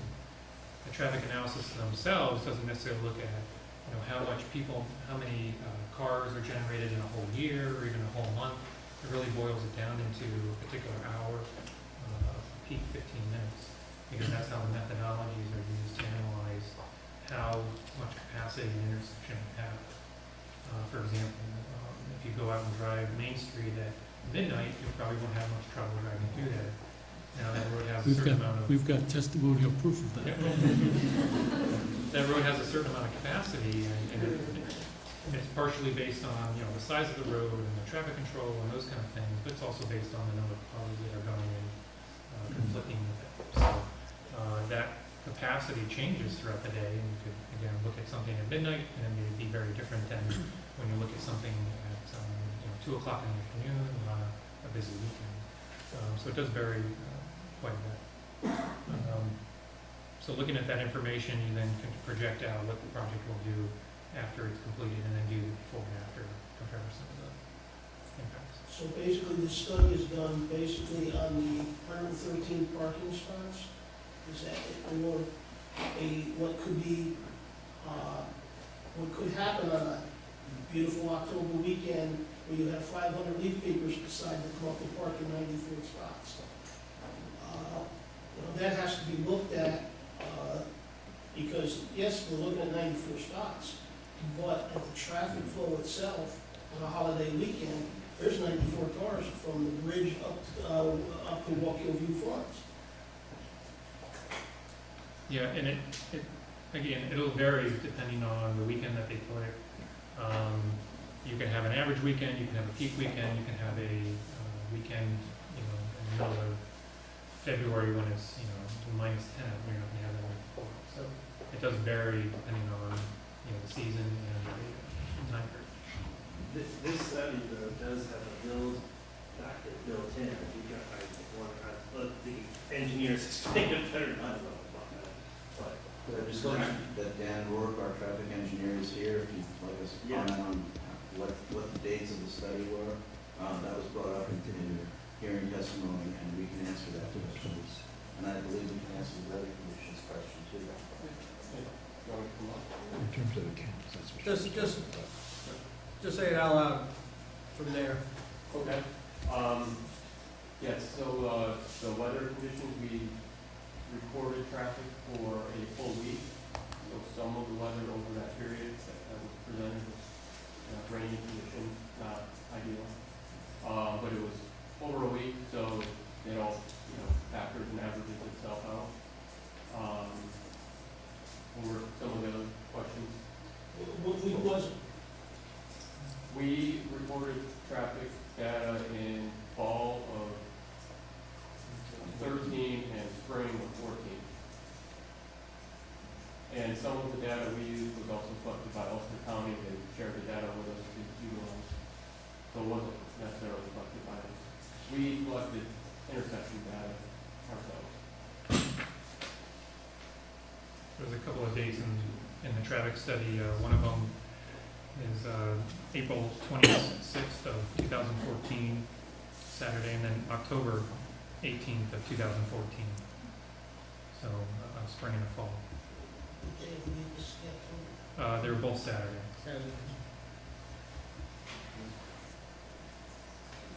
John, got one question on, I'd like to see from the traffic study, since you've done intersections, whether you've done Libertyville Road and 299 and before and after, and the level of service associated with it. We did not do Libertyville Road in the study. Do you know if the county did? No. We had meetings with transportation officials in the area 2 years ago, including UCTC, and we set the project limits for what the study would be, and we did not include Libertyville Road. So we included the intersections immediately adjacent to the two project sites. So you can give me, I should have it in traffic study, before and after on 299, after Libertyville Road, right? Correct, to the west. Yeah. Going to the west. All right.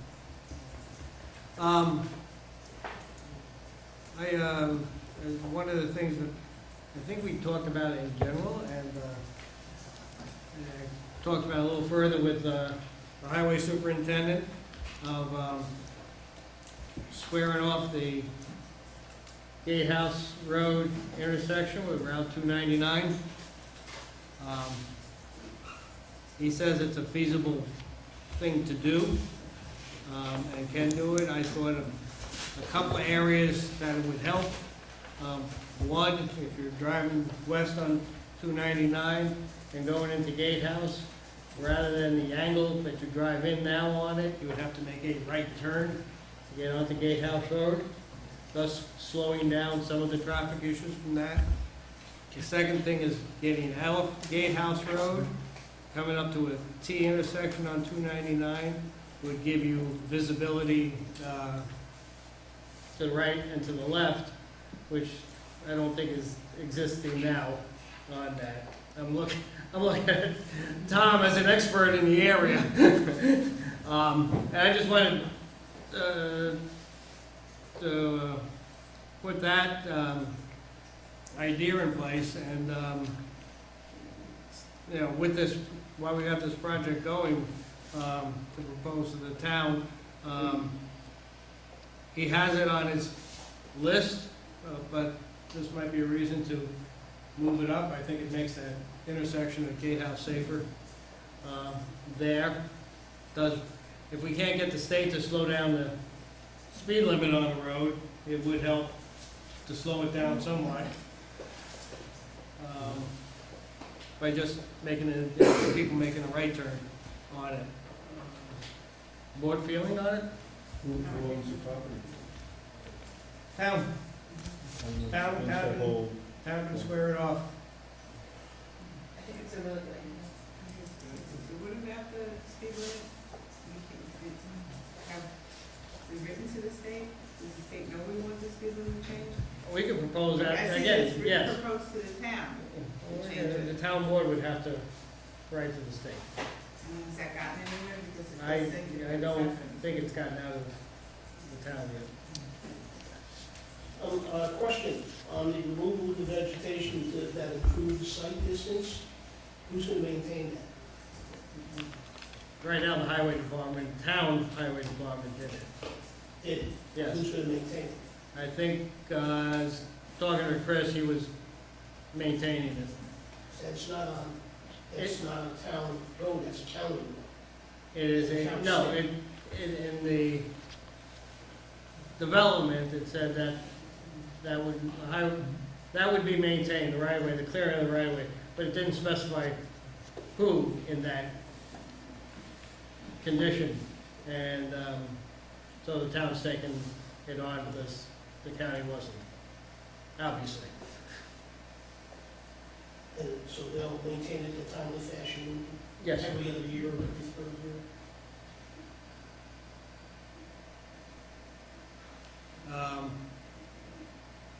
But I think there, yeah, any other questions on transportation? I want to just get a sense of, and I should declare, but what the increase, we're projecting, and, you know, 94 vehicle trips during the Saturday peak, what's that in percent of existing trips on 299 at that spot? It's about 3%. About 3%? Yeah. So if we add an extra 100 cars on the road for that hour, it's about a 3% increase. Yeah, it's not 100 cars going in one direction. It's kind of split. Some are going west, some are going east. So if you were to look on one side or the other, kind of a testimonial gateway intersection is about 3%. Can you explain the site distance that doesn't seem to be, this month, right? Because of the vegetation, is something gonna happen there? That was what Tom was just talking about. This is the vegetation on the south side of 299 where the road bends. The highway department, the town highway department, has gone out and maintained it, or did maintenance on it. That was what Tom was talking about. Along the inside of the curve, there was a, an easement between the testimonial gateway entrance and Jacob's Lane. Because when you pull out of Jacob's Lane and you look to the left, you're essentially looking through a curve. So they had established an easement through to clear the sight line.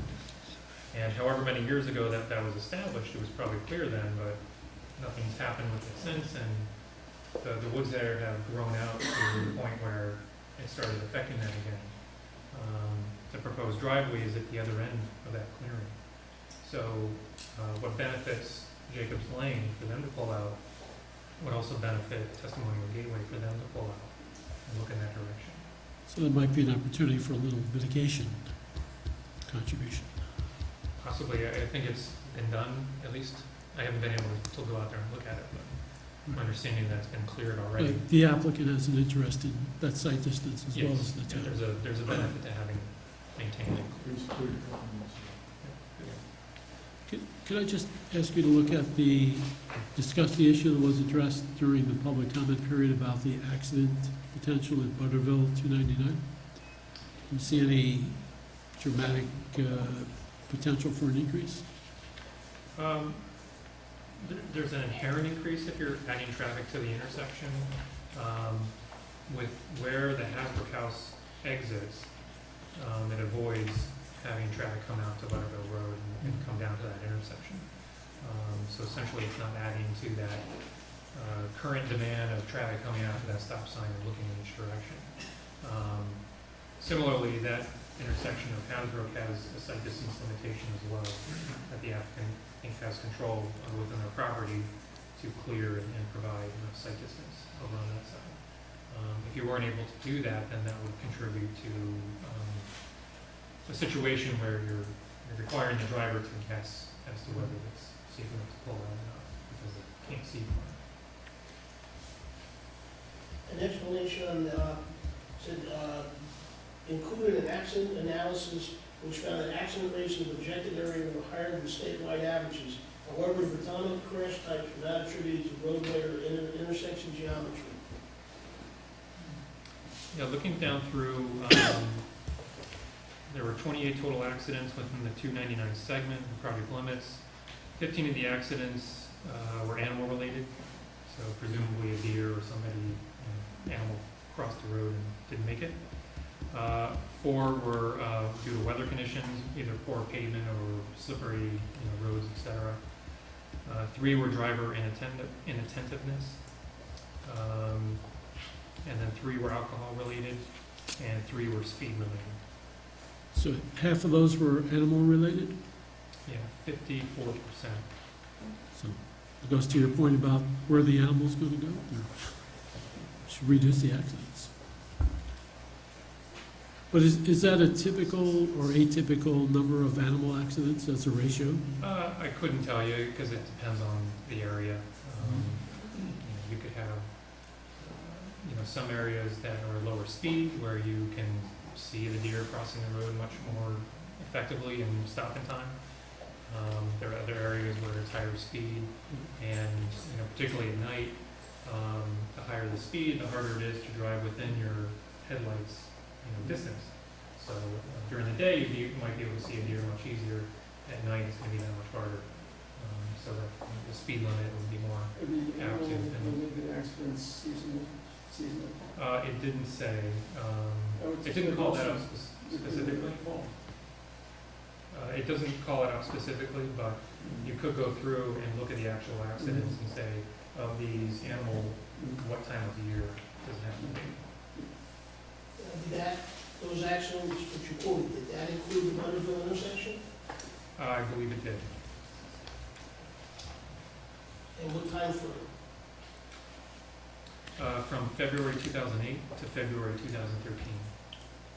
And how many accidents related were in that study? There were 28 accidents within And the how study. many involving intersection issues? It doesn't define how many were at the intersection versus just within the study area. So some of them are going to be at an intersection and some of them are going to be out. So the applicant might be able to answer the question more specifically. Go ahead, wait.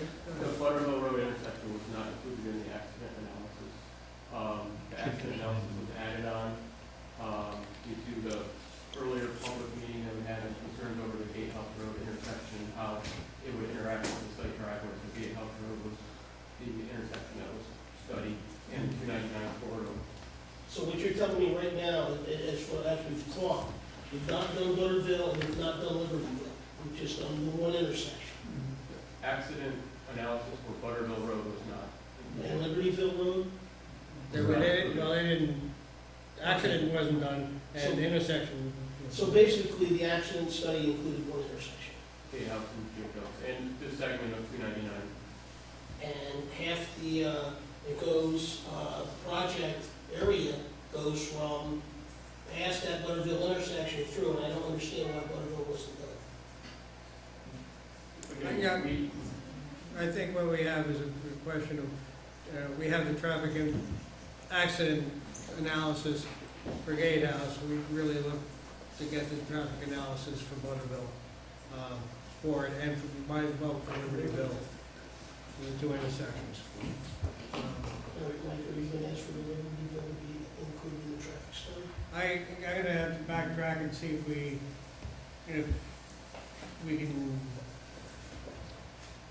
do an estimate of what that Libertyville road is, yeah. Because what my thoughts are is that with the county fairgrounds down there, the flow of traffic coming on to 299 is gonna have some sort of an effect on the traffic to the project.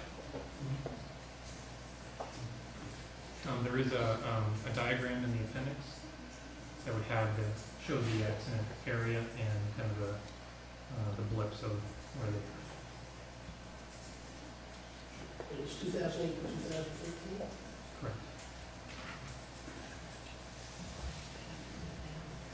So I think we'll try to concoct what Libertyville Road is from the various traffic studies we do have, intersection on it. But definitely we try to get the traffic accidents associated with the intersections of Libertyville Road, whatever the distance around it is, I'm not sure. It doesn't have to happen right there, but associated with it, and the accidents along at Butterville Road too. Some of this may be very helpful in getting the town to move forward on requesting lower speed limits, but let's get the data to help them in that aspect.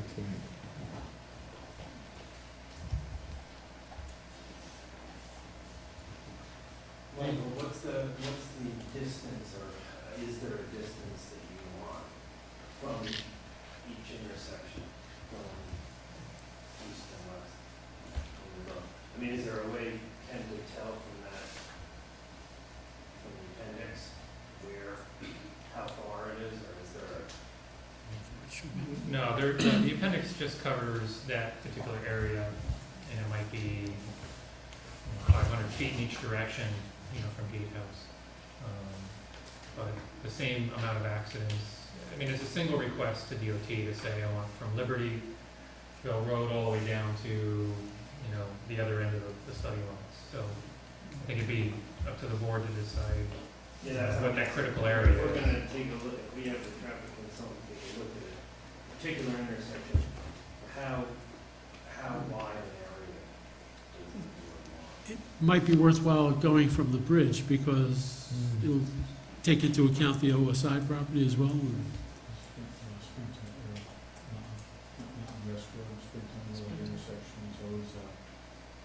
They come through there every weekend twice, and it's horrible.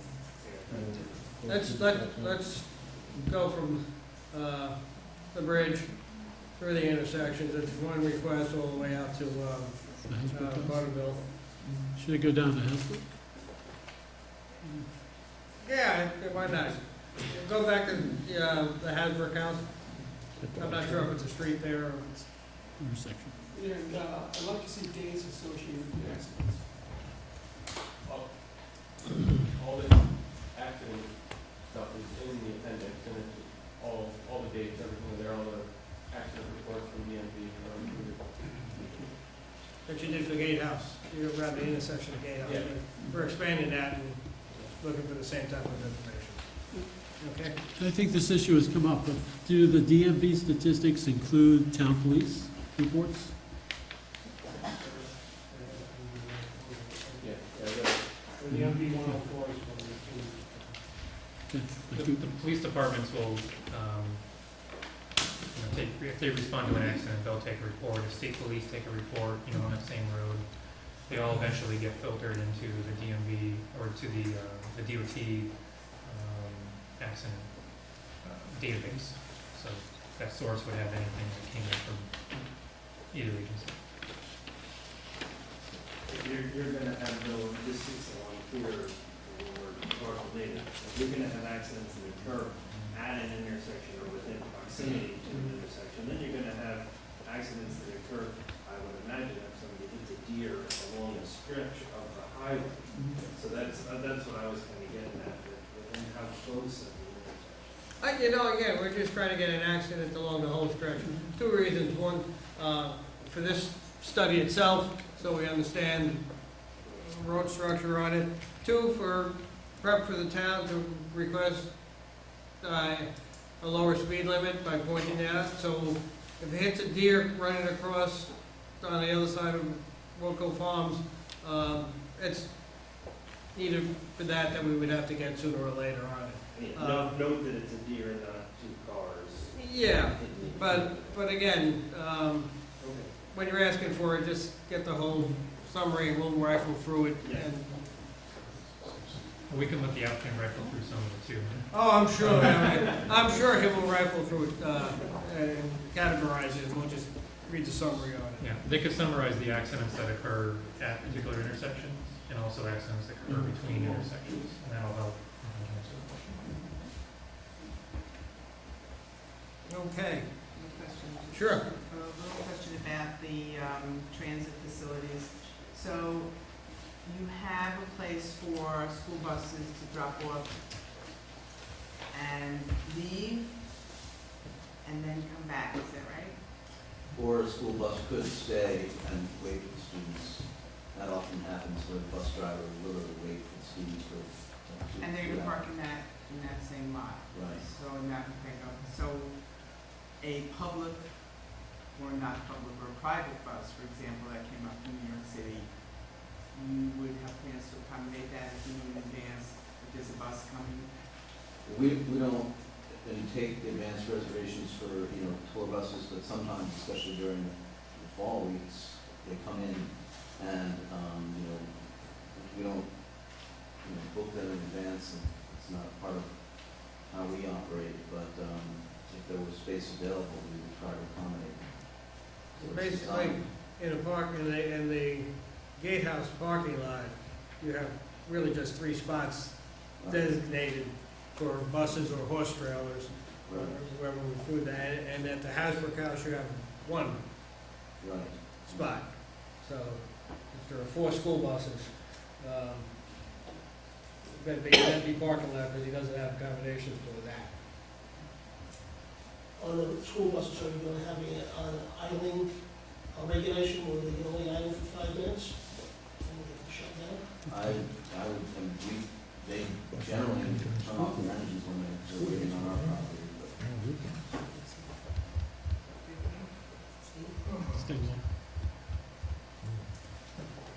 So they would be required to enforce the state law. They could put up a sign saying you should obey the state law, they can't enforce it.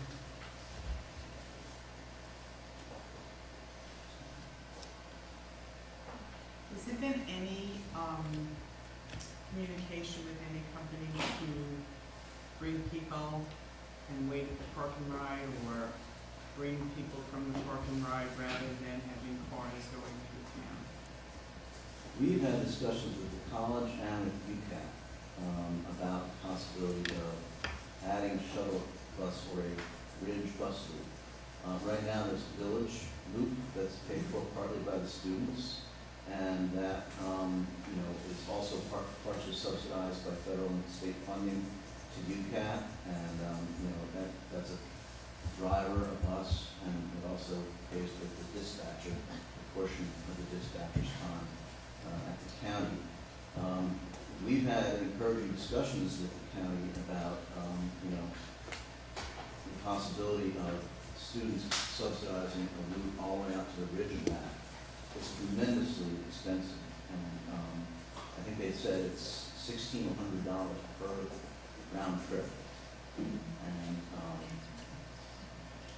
so, our position has always been, we support transit solutions to the ridge. We think it would be a great way to lower the carbon footprint of people coming to our property and lower the traffic volume to and from the village on Route 299. We're hopeful that there's a private market solution. I was County's Glen State Park this past weekend, and there was a private shuttle bus taking people between the trailheads, $5 a ride. And so somebody figured out how to make money doing this. And it always puzzled me why someone, in order to do that here. Preserve, is a nature preserve, a land conservation organization. We're really not a bus company, so we really are not in a position to divert donor dollars to, creating a rolling stock and hiring a CD driver and, all the liabilities that come with that. But we would hope that, either a private bus company or UCAT would continue to want to have discussions with us, with the college, with hopefully the New Paltz Transportation Committee about solutions that would create some mass transit for the bridge at an appropriate scale. There are 7 trailheads in the Schwann, so you take a bus all the way to Alaska and back twice a day, and students and others could drive out and jump back on at the end of the day, or bicycle between trailheads or bicycle back. A big part of what we're also proposing along with Open Space Institute is the opportunity for people to walk or bicycle, or snowshoe or ski out from the bridge, or from the village to the village. So that should take hopefully some of the traffic off the road. Okay, so you've never actually considered doing this bus thing? I know you're not a bus company, I've heard that. But some, even not-for-profits, have this kind of thing that they do. I think we would certainly want to look at it as a part of a community-wide solution and partner with others. We could be part of a partnership with some of the other, I know Wildberry Lodge has talked about the possibility of being part of that solution. So, we're glad to continue to talk to the county, to the college. The college has also, at one point, suggested that they would offer some of their parking areas on weekends that are not used by the college as a parking node for tourists, and creating a node where tourists could get onto a bus that would either go around the village or down to Water Street or hopefully out to the ridge someday. It's a good project for the Transportation Implementation Committee. It is, but it would be good if, I think that if something would come from Mohawk Reserve in the way maybe of a partnership that it could facilitate something like that, and that would help with traffic and parking and some of these things that are concerns.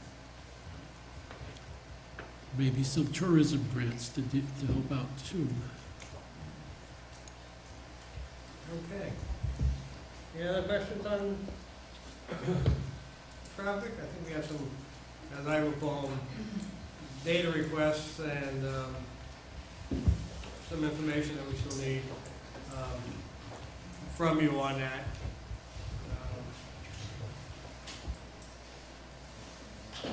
And I think that was all I was planning on covering today on Mohawk.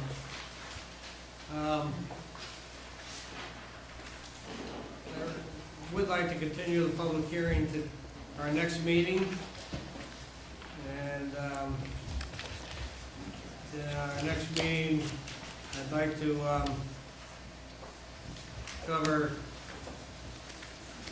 Area 7, impact on plant and animals. Area 8, impact on agricultural resources. And item 18, consistency with community character. On that. What the intent here is to pull up all the information and to start putting together written responses that we had for all these sections. I know you check a box that says no or large or, I think what we need is kind of details behind each one of these boxes of what the impact is and when we're being addressed on it. So Bill is working on, and Ken, and even Meredith, on putting together the write-ups, the words that go along with that. and then we'll have an opportunity to sit down and see if we have the information, why the reasons we came up with the reasons for it, in order to make a determination. So we've done both. We have these 3 other ones to do, and we'll do that next week. And meanwhile, we'll continue to write up the sections and get that to you in its entirety, and then we can go over that. But if you have outstanding questions on any of them, get them to me. Let's get to the consultant, make sure we have the information and be responsive to it. I don't want to leave it hanging. And you had a question, and So if we still have any questions on this, we can still go into that next. yeah, the idea is that as we go through the process, we drill down on it. Sometimes you drill down and something comes up that you didn't anticipate or you didn't understand, and you still have a question on it. The idea is that we want to be sure that the final write-up addresses any of those questions on it. So if something comes up that, or you saw something that you still want to ask questions on, let us know. We want to get the answers to you. So one other thing is, the applicant and the technical consultants will be looking at the impacts of OSI and how they relate to the Mohawk Preserve plan as well, so that you can get a sense of those cumulative impacts that may result, and take those into account when you're doing your determination of significance. Where they both impact each other or agree to each other. Keep that kind of in the back of your mind as you're going through that, because you're going to see OSI subsequent to this thing, and you want to make sure we have consistency between them both, and we looked at the issues that are similar to both. So that's where we're at tonight. If we don't have anything else on that, we'll move on to our next application. But a 5-minute break. Thank you. Time to switch engineers. Push your engines.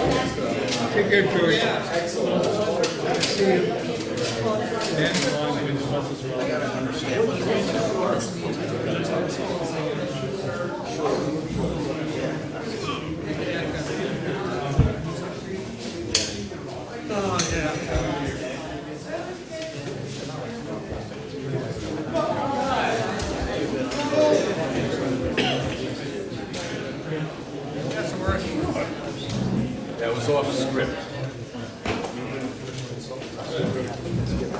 Good, yeah?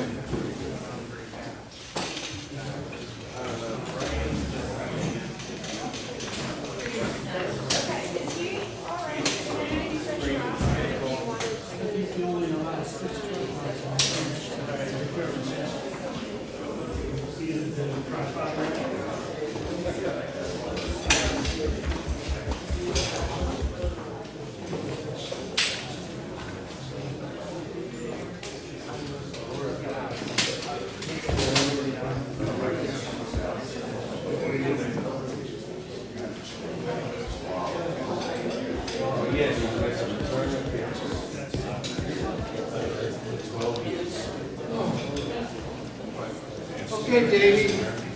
It's all yours, buddy.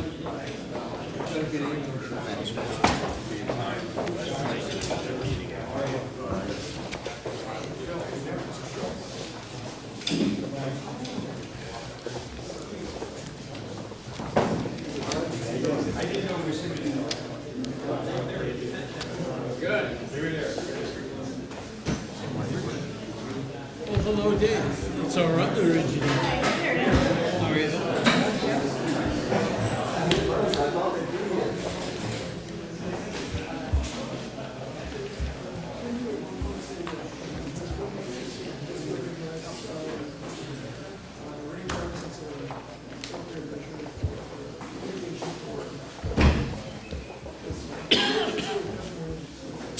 The DEC does recognize it, but they have certain qualifications. They can't be used for parking lots and this and that.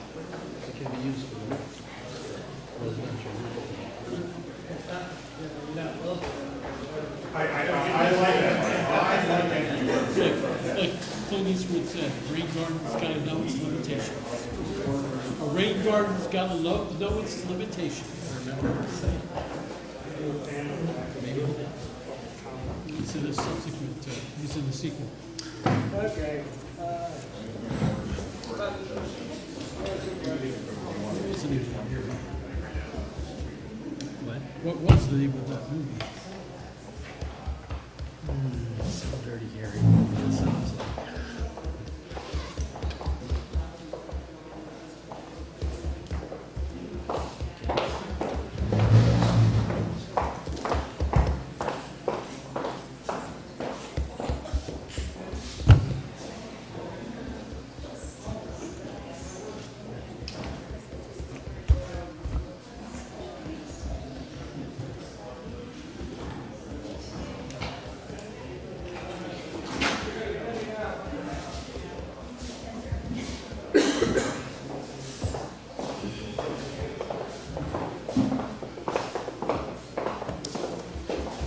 After George Henry retired, he went to work for DC.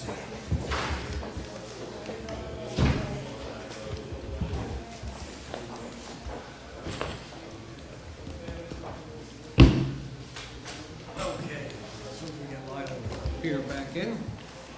Again. It was like night court, you know?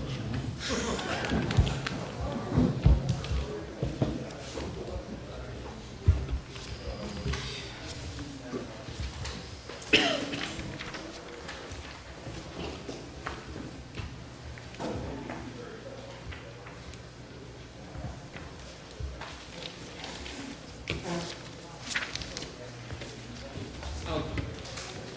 Are you ready to go live?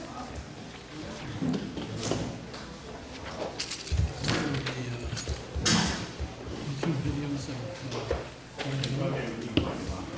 I'm afraid, whenever you have a break in the meeting, I have a tendency to.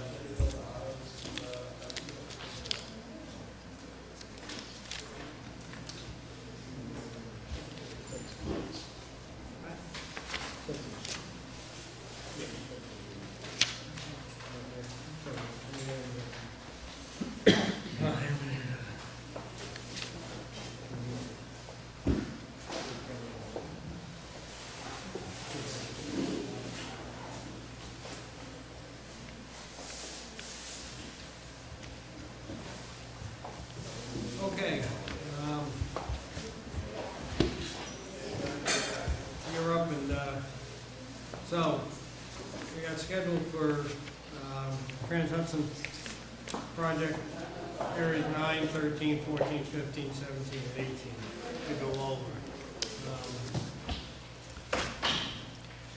Dave?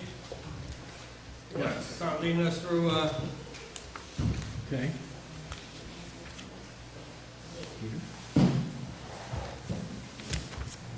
Number 9 is the impact on aesthetic resources. The land use of the proposed action are obviously different from or are in sharp contrast to current land use patterns between the proposed project and a scenic or aesthetic resource, and the answer is yes. Threshold A is proposed action may be visible from any officially designated federal, state, or local scenic or aesthetic resource. The ones that come to mind are from the Shunga Bridge and also the scenic byway that runs right in front of that property. Given that it's in a commercially zoned property, I'd call that small, as a small impact.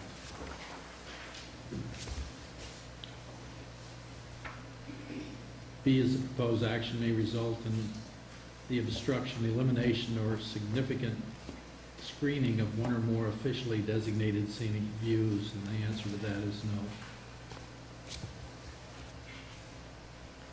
C is the proposed action may be visible from publicly accessible vantage points, and they have two choices there, seasonally or year-round. And I'm thinking again of the Shunga Bridge. It's visible both seasonally and year-round. And I considered that a small impact. It's a long way to the ridge. D is a situation or activity in which viewers are engaged while viewing the proposed action is routine travel by residents, including travel to and from work, and recreational tourism-based activities. I had both of those as being small. It's coming in, going toward the tourist activities. E is the proposed action may cause a diminishment of the public enjoyment and appreciation of the designated aesthetic resources. My answer on that one was no, again, given its location.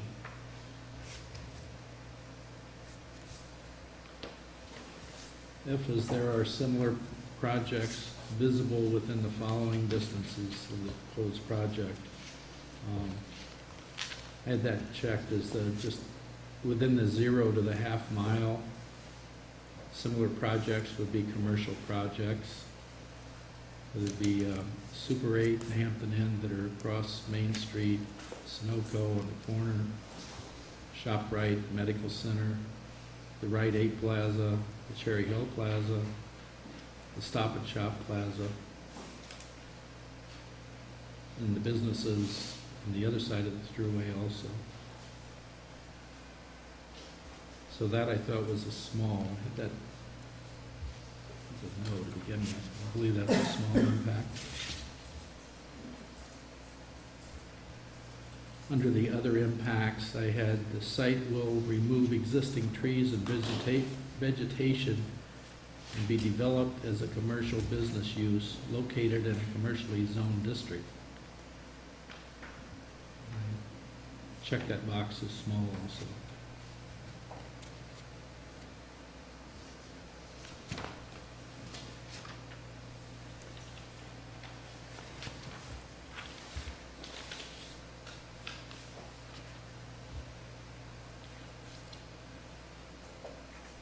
Number 13 is impact on transportation, and this is where I punt. I'll receive. All right. First question, projected increase may exceed capacity of existing road network. George, I'll ask you a question. Does that take into account with improvements or without improvements? It's with the improvements proposed by the applicant incorporated into the plan. Okay. It's Nothing's been required. Okay.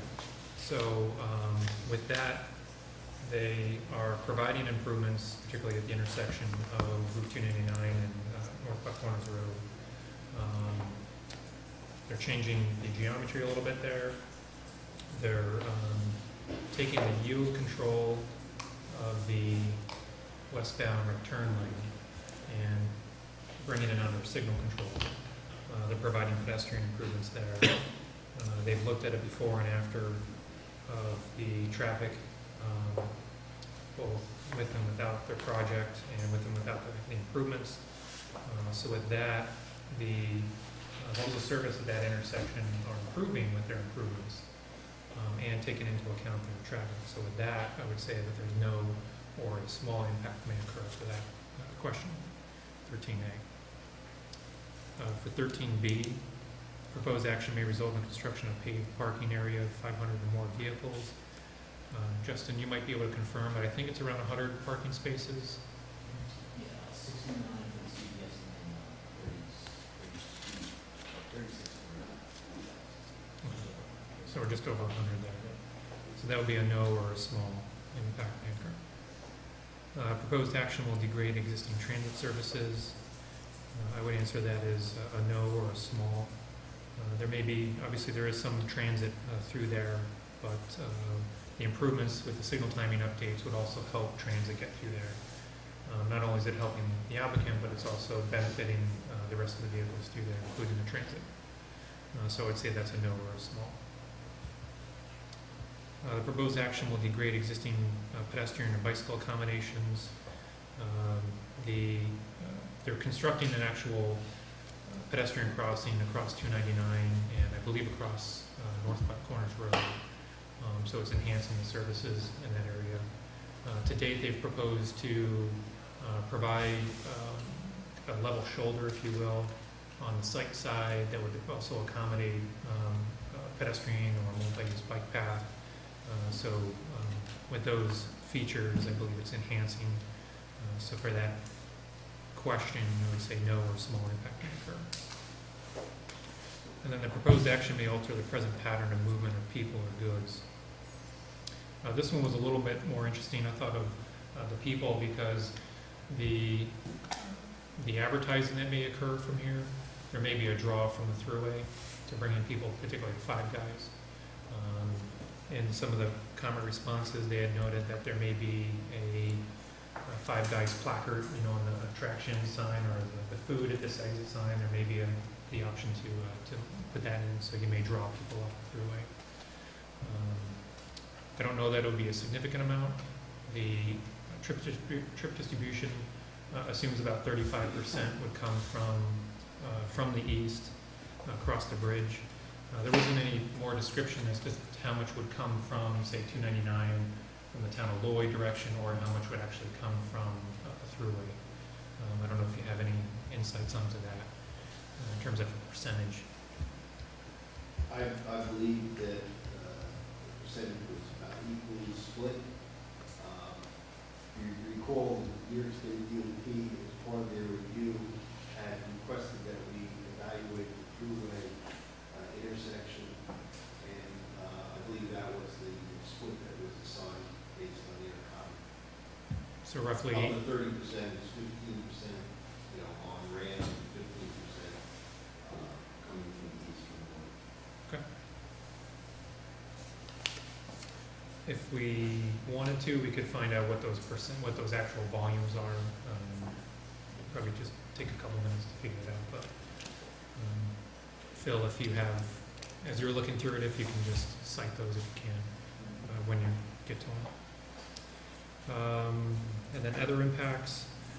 We had talked about site distance with this location.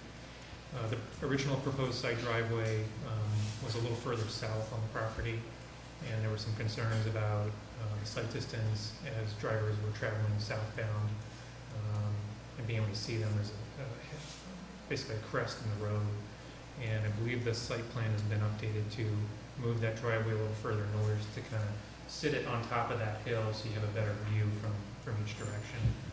Yes, they have it revised and shoot a little over 200 feet.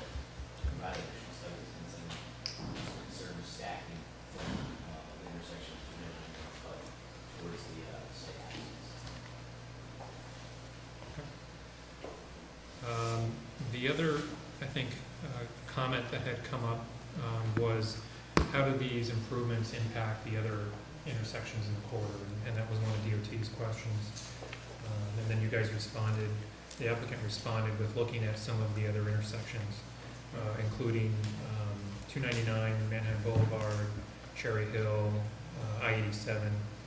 So they expanded their analysis to include those intersections and then provided those with and without improvements.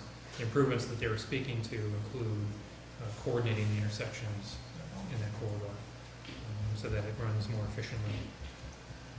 I think that's all the other impacts that I, recall off the top of my head. I don't know if the board has any other thoughts on their end of it. Yeah, just a couple of questions I have for it. One is that the right turn lane rather than the slip lane projected to operate at level A. Correct. Which is where it's operating now. It's operating at level service A now. When we call it a slip lane, it's not a free-flowing slip lane. You still have a traffic control once you get up there. So if the traffic signal, for example, is letting north and south vehicles go, and a driver pulls up to that yield sign, they do need to stop and look and make sure that they can see that vehicles it's clear to go, and then they can go. With the proposed control, it would fall under the traffic signal control. So when east and westbound traffic is moving on 299, you'll have a green light and you'll come up and you'll make a right turn. Won't be an issue with that. The only time that you would really have to come and stop is similar to when north and southbound are going, or when the eastbound protected left turn phase is allowing the left turns to go. You'll again have to come up and stop. At this point, there's no right turn on red restriction, so similar to the yield, you would come up and check to see that the road is clear, and then you can continue to make a right turn on red. With the phasing that's proposed, that right turn lane will actually have a right turn arrow. So when the southbound movement is going for southbound lefts, you'll have a right turn arrow that will provide an overlap phase. Those two movements are complementary. So in total, I think you'd have around 50 or so seconds of green time that would allow for that right turn movement to go. And there would only be the north-south phase and the westbound left turn that wouldn't allow you to just drive up to the intersection and go right through. You'd have to stop and just check and then make a right turn on right. So under those operations. 50 seconds out of a total of? Right now, it would be about 100 seconds for the total cycle. And about 54 of those would be available for that right turn, to be turned on either green or yellow or something, phasing that. What in pedestrian signals? Are you going to walk lights? I mean, you never walk light, you can't make it right turn. The crosswalk that would be on Route 299 going westbound, that would cross the North Corners Road side. That would get a walk phase at the same time as the westbound through phase occurs. So as a driver pulls up in that right turn lane, if there is a pedestrian that is crossing the road, they would have to yield to that pedestrian. If there isn't a pedestrian there, then that driver will be able to make the right turn. The only time that they wouldn't be able to make the right turn is if a pedestrian is crossing Route 299. They would again have to come up, and similar to stopping on red and checking for cars, they'd have to check for a pedestrian. So they wouldn't have a red arrow, they wouldn't have a red arrow, they would have a red line, they can cross it. Correct. Yep. Is there a pedestrian signal for the pedestrian to know when it's safe to cross? Yep. There would be a standard, person display and then a red hand display. So it's the walk and don't walk displays. Just a quick question on that. We have square dances. We don't have, when at Manheim and at 208, pedestrians, all the lights are red. Have we gotten to that level of discussion with DOT? At this point, the final design hadn't been completed on the signal modifications, but they wanted pedestrian actuation. Right. Okay. There hasn't been any determination on the full stop. You know, the amount of pedestrians really drives that, and based on the number of pedestrians that we observed, I don't see that happening, but it's still a possibility on their final determination. Put All that right. in. That's oddball. Those other two intersections here are offset intersections also, so that makes it more conducive to catty-corner across, you know, with Yes. with a full stop, whereas this is a square-on intersection. Correct. As far as Yeah. other impacts go, I'm still concerned about the left turn out of CVS.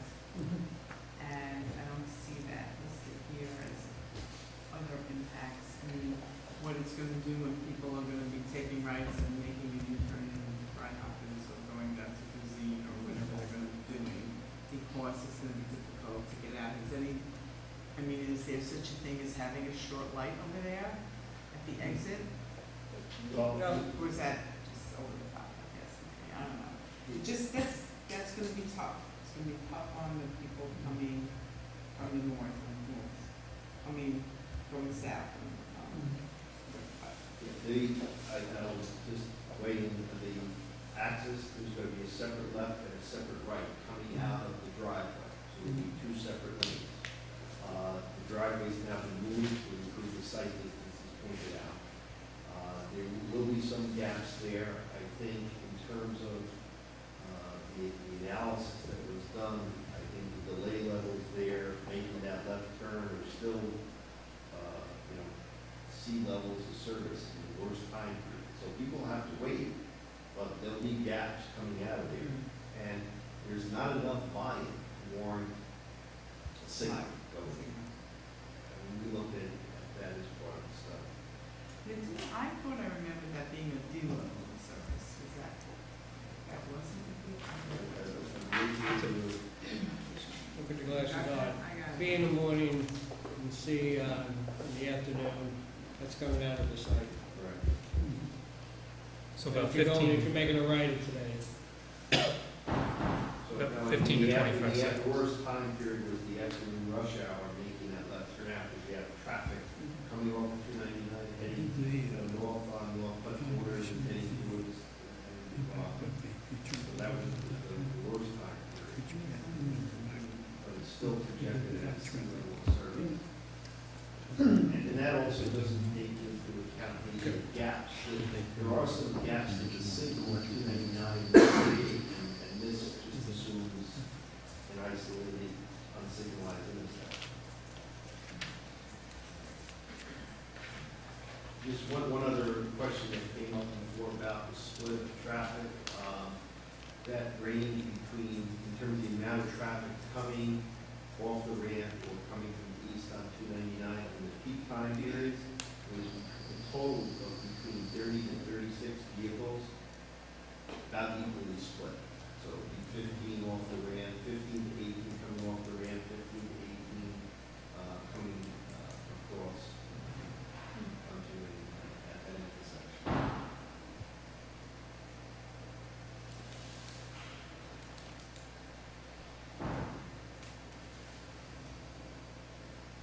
My overall question, when will we know? You proposed a coordination of traffic signals, and based on those coordination, traffic levels improve. In some cases here, going down from level of service F, going down to E's, for instance. So it's an improvement Clark Corners. DOT couldn't replicate it because they don't have the same model.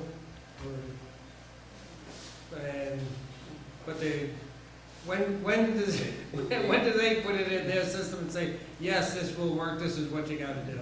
That's what I'm getting at. Their version of the synchro, I believe, was one version behind, so they couldn't replicate.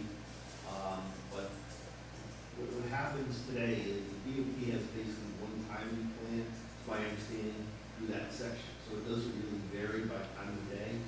So, and one of the things that they requested that with us expanding our network, going from the thruway over to Manheim, was to give them the timings for the whole segment of road for other hours of the day, on a Saturday, in the afternoon, in the morning, so that they could have a better understanding of how those timings should be set. So, you know, a lot of the equipment's already in place, it's just not functioning, you know, in terms of the interconnect equipment. So, as part of our upgrades at North Buck Corners, we're adding some additional interconnect. We're tied into the ramp. We're now tying into North Ohioville, South Ohioville. That was something part of the Wildberry Lodge traffic study that was brought into the equation also, because, you know, there's more traffic on that side of the highway. So, you know, DOT's conceptual approval letter refers to the timing patterns that we gave them. Basically, they're saying at the time, I think that their version of Synchro wasn't the latest version, so they couldn't. Well, I mean, I guess, yeah, I don't know, I'm just. And basically what happens is, as part of the highway work permit, Yeah. which we still have to get, after we get, you know, site plan approval, we have to get a highway work permit. As part of that is where they fine tune all the timings for the whole stretch, because at that time, we've accounted for, in our traffic projections, Wildberry Lodge, Mohawk, we had 5% background growth, 1% a year in our projections, which was like double what the historical data has shown. I think the historical data was about 0.5% a year. So we ran with, you know, 1% plus those developments. So, you know, in terms of background projections, in addition to ours, we accounted for all of that. And then as part of the work permit, is for you to make that determination. But I think that's, you know, the key on the traffic issue, what I see is that coordination of signals. Actually, you know, and the improvement that it will have to the intersections. Some of these are, you know, significant that you're pointing out. You know, even in the morning, dropping levels from F down to D. And, you know, usually you get one level. Here you're looking at 2 levels down on it. So I would add also that it's not just the coordination that's being implemented, it's a reduction in the cycle length.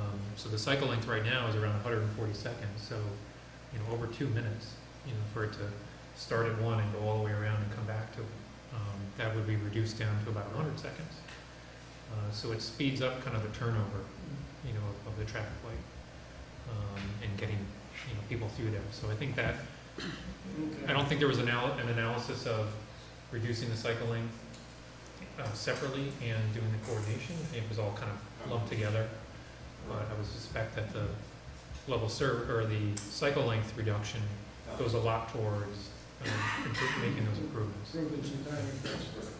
So when this is all done, do they have the opportunity to coordinate these things remotely or adjust them without a great deal of effort? Not remotely with this equipment that's out there, but your ability to adjust them will be better in terms of you'll still have to make adjustments in the field. Are they doing that now? Woodbury Commons? I'm just curious. Woodbury Commons, They're supposed to remote. they still do it Old-fashioned. manually in the field. There was a proposal to tie everything together and also to use basically what we call adaptive technology, but that is not moving forward. I thought there was an antenna on that, and then another one down by. There are the antennas, yeah, there are some antennas already here where, I forget, I think you Bottom have, under the athletics I center. think we have to put one into the ramp. There's one at South Ohioville, there's one put in at Cherry Hill when Stop and Shop went in, and there was one put in at North Buck Corners. think there's one down by P&G as well, Yes. but they're not working, or they're not coordinated. I'm sorry, they talk to one another, but they don't have the timing patterns for all the times of the day. What are they talking about? What are they talking about? No, I mean, what is the purpose if they're not timed or something? Well, it's there so that they can be interactive to one another. So, But it doesn't, what I'm saying is it doesn't go back to a main office in Poughkeepsie where they can adjust them remotely. These interconnection between these signals in terms of the antennas that are there, that's. So it doesn't respond to traffic levels in any way? I believe the coordination is probably simply time-based in the sense of a program is put into the controllers to say, you turn on at this point, and the next intersection will turn on X amount of seconds beyond that. So it doesn't necessarily read, oh, today is a low-level traffic day, and I'm going to change the plan. It simply says, what time is it right now? Let me change this traffic light. What time is it there? Let me change that traffic light. So there's somebody at Manheim pushes some pedestrians, screws it all up. Potentially, yeah. And they all talk about that guy. There are you can develop a timing plan based on the number of pedestrians you have at a particular intersection. So if you have an intersection that has a lot of pedestrians always pushing the button, you would want to create a timing plan that takes that into account. If you go to an intersection that doesn't have a lot of pedestrians at it, to account for the pedestrians, it would really affect your vehicle progression through. So what you can do is you can time it for the vehicles to get through, and then when a pedestrian comes over and pushes the button, it might throw it out of sync. And then it takes a couple cycles to get back into sync, but then it starts serving the vehicles at its kind of optimized condition. So when a pedestrian would call for service, it would take it out a certain pathway of traffic. Potentially. Or take it out the next one? The next No. cycle? Well, I guess it has some options. It could serve the pedestrian. If the pedestrian needs 20 seconds to cross the street, it can't only give it 15. It has to give it, whatever it needs. And it takes the cycle length, and instead of it being, say, 100 seconds, it might bump it up to 120. And then to get back down to 100 and get in sync with the other intersections, it might take a couple of cycles, where every cycle it might get it back in sync, and it might take the green from one movement and shorten it up by 5 seconds to get it back in the right pattern. Saturday at 2:32. No. Thank you. So, just getting back so I understand what you're talking about the cycle. The cycle is, could vary hourly on the lights, and right now it's a fixed cycle. It doesn't vary whether it's 5 a.m. in the morning or 3 p.m. in the afternoon. Well, the other part is the timing pattern, like for example, what Ken was talking about of maxing out the amount of green time, let's say, that would be provided to, in this case, say, North Road. Now that may max out all day long at the same, say, 30 seconds. Well, what we've done is we look at different times of the day, and maybe early in the morning it needs to be more than it needs to be in the afternoon rush hour, for example, because traffic is heading home, so the volume is actually less in the afternoon than it is in the morning. So now we have patterns for different times of the day that they can adjust and limit the amount of free time that goes to a particular movie. That's the benefit of having multiple timing patterns. Right now it's just basically one timing pattern that we use for that section. So what happens with the pressure switches? I mean, how do they? Well, that'll tell whether there's a demand. Okay, so that will be the detectors that are there tells you if there's a call. But the way that the timing is set up, it'll give you a minimum time and it'll give you a maximum time of free time. So the detectors would tell you what the demand is, but at the same time, you could max it out and say half the cycle length could be the max out for the morning,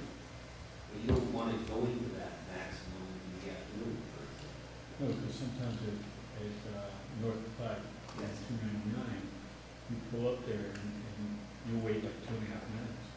Well, The cycle to come around, there's no cars coming at all, and everybody's sitting looking at each other. Well, there's two things there. Number one is sometimes the detector may fail, and we're going to be replacing some of the detectors as part of our upgrade. But also, when it's set up, it'll keep the main line flowing, and it'll say, you have to wait.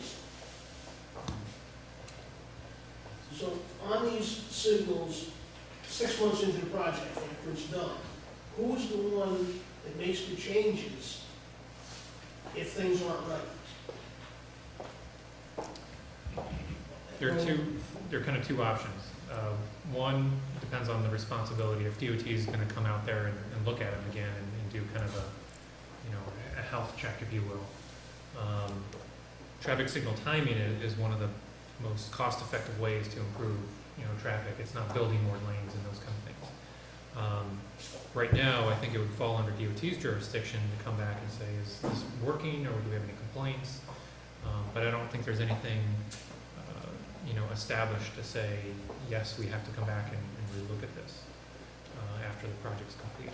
It's just based on the traffic models and everything getting inputted, at which point, under the highway work permit, these things would take place. But nothing said in the approvals or anything or agreement that says we're going to come back here and look at this after it's done. Part of it comes down to, I think, the DOT has a certain level of understanding of the traffic generation for this size development. Okay? Talking about Woodbury, we're involved with the Cabela's project there that DOT is requiring a post-opening in order to fine-tune some timing patterns. I think here, talk at least up to this point in time with DOT is we've given them the projections, we've given them the timings, and they're going to take that and they're going to make the adjustments accordingly. They could still come back and say, we want you to do an count after the stores are operating, for 6 months after traffic patterns is established, and then give us the timings again. But that's typically nothing more than going out, doing some more counts, and giving the data to the DOT, because now they have the model, they can plug the data into that model to set the timings. That's the key. Well, the question was raised before about the left turning lane out. You would have, say, 6 months into the project, who in your company would say, gee, this is just not working, I've got 10 cars backed up into the parking lot. Would you have the ability to go back to DOT and say, this has got to be changed? You can always request that, yeah, absolutely. And, I mean, we've had situations in the driveway itself, the lines are clearly not at a level to warrant a signal. We've had locations where an applicant wants a traffic signal, and DOT says no. So then we go back afterwards, and if the projections were such that they warranted the signal, DOT will revisit it. But typically, their position is, we don't want the signal, Well, I understand about the signal, but what I'm saying is when, like Lyle was saying, the traffic lights in the intersection were not operating properly, that whole corridor they're not. And it affects you. Is there someone in your company that goes around and says, hey, you gotta go back and get it fixed? Yes, if there's a problem, typically we will make a request to DOT, either on behalf of the applicant or on behalf of the municipality. We have projects where DOT said we're only going to give you X amount of green time on that approach. And then afterwards, we came back and showed them the data and they made adjustments, absolutely.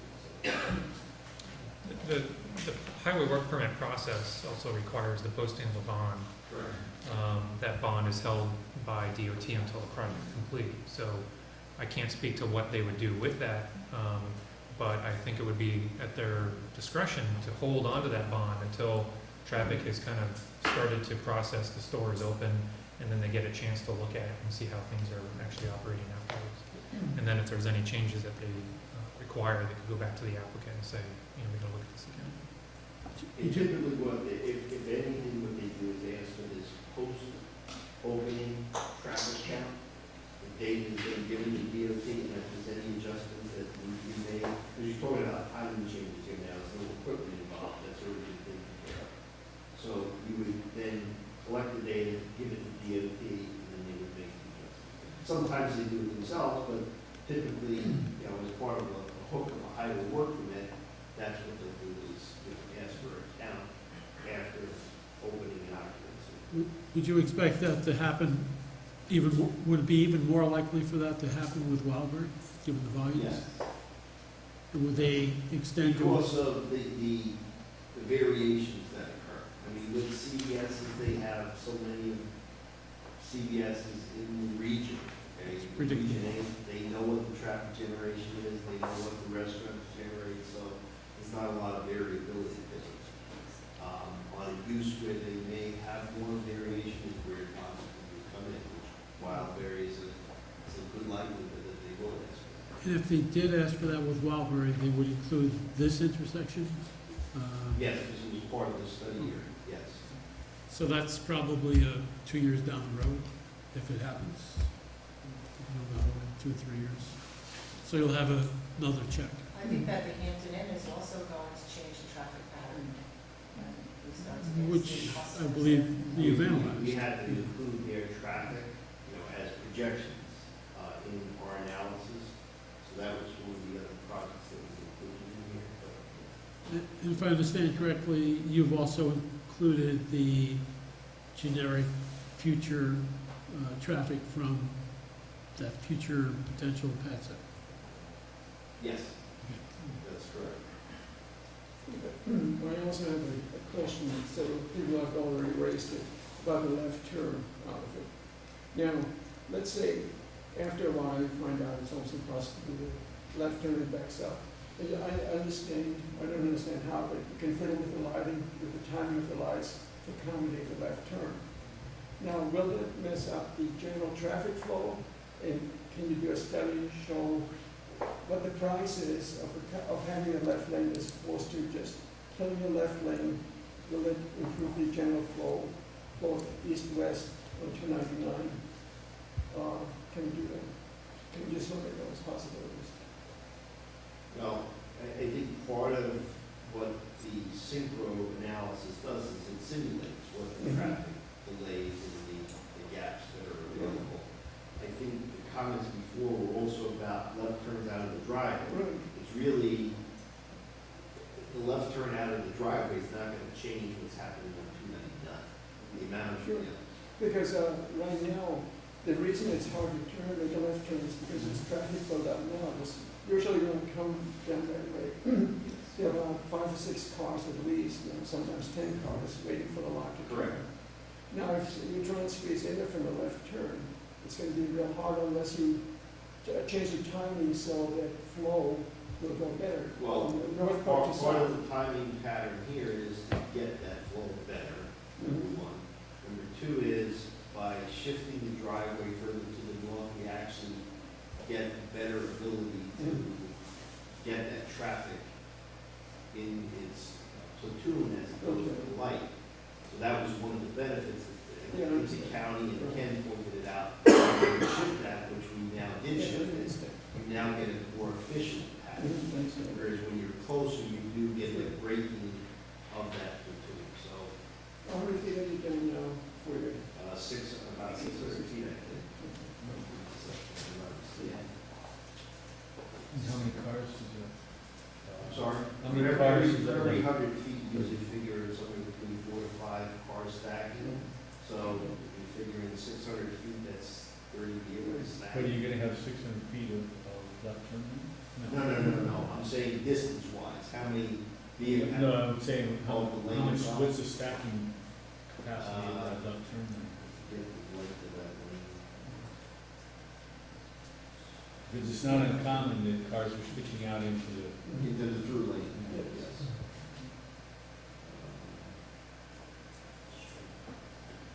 Yeah, it's about 150 feet roughly. That's what it's about, 8 cars.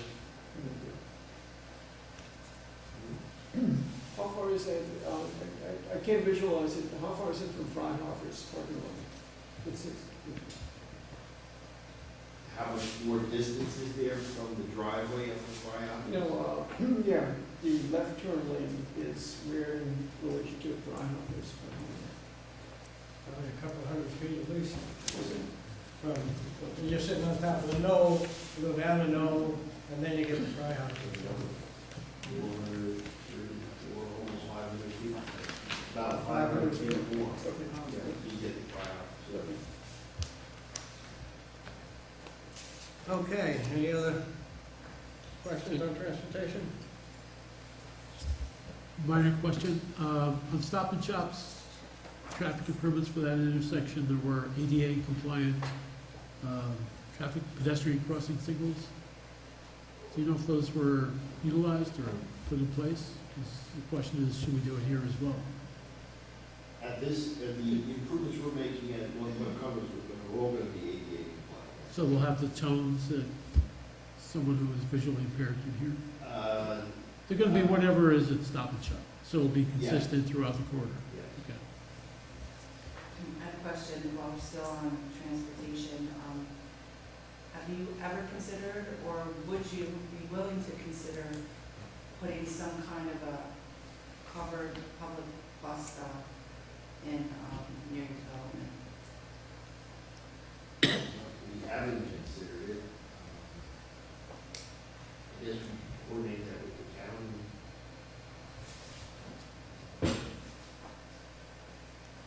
That's something to look at. I mean, it would have to be within, usability in the right of way area. That's something that they would have to approve to, place there.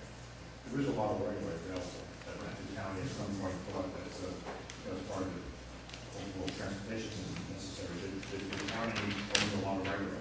There's a lot of buses going through that area, and that would, allow customers without cars to have access. The point being, it doesn't even necessarily have to be on our property. There's right of way available in the county. Is that something where you would have to have a pull-off to make it work during? No, You just, touch base with county, county transportation, and just see what you're proposing and whether people could use, if they did that and got off the bus there, what would they justify for a bus stop? Generally, the bus stops anywhere at once. Yeah, that is. It's nice to have a safe, covered place. Well, see if it justifies a safe, covered place. Or other places they, but all we're asking is just touch base with county transportation. There is a situation right in Paltz where we have the safe pullover, but it sort of backfires right at the Stewart's, because then when you go to pull out of the driveway from Stewart's, you can't get past the bus. Right. So it's safe for the bus, but it's horrible for people pulling out of the driveway, and we want to be sure that we didn't create that same situation coming out of CVS, that you need to be able to see past the bus. Well, one of the other thing is you have a right turn lane and you have a through lane, and the bus is over here, it has to cross 2 lanes to go out. But, let better minds think about it than us. Just throwing it out there. Sure. Okay, anything else on transportation? All right, back to your report. Okay. Impact on energy, the proposed action may cause an increase in the use of any form of energy. Answer is obviously yes to that. Threshold A is the proposed action will require a new or an upgrade to an existing substation. That's no. That's not that level of energy usage. The proposed action will require the creation or extension of an energy transmission or supply system to serve more than 50 single or two-family residents or to serve a commercial or industrial use. There's no extension of a supply system that's necessary. This would just be a service. So the answer would be no. The proposed action may utilize more than 2,500 megawatt hours per year of electricity. The answer is no. The proposed action may involve heating and or cooling of more than 100,000 square feet of building. area when completed? The answer is no. Under the other impacts, I just added that building construction must comply with the town and New York State Energy Code requirements. Mark that as a small impact. Is served by gas, natural gas.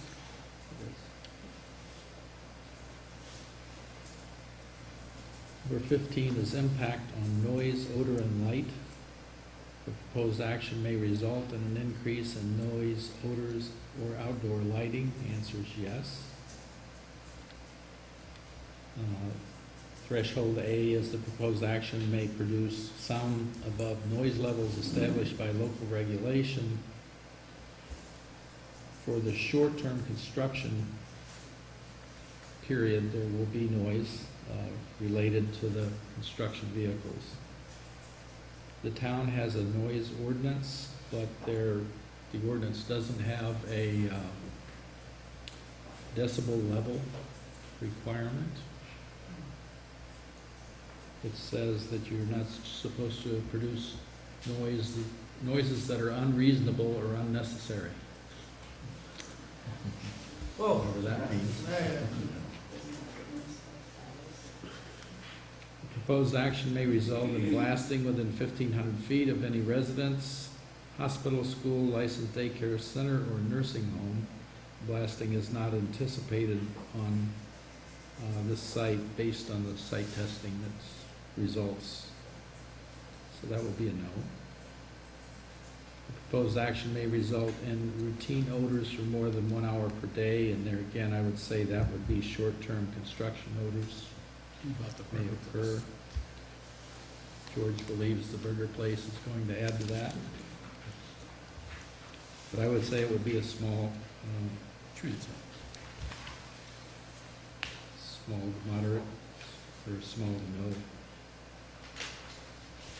It's important to note that the southern 2/3 of this site is in a cut in the throughway, so the noise propagation up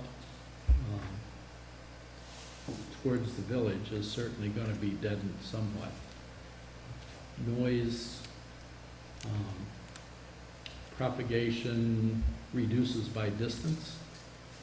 And I just looked at the site, and considering a 75 noise level at the property line, which is pretty high, that's a semi 50 feet away from a semi, and looked at the southern end of it, it would be down in the 60s on the other property line, on the west property line by North Platte.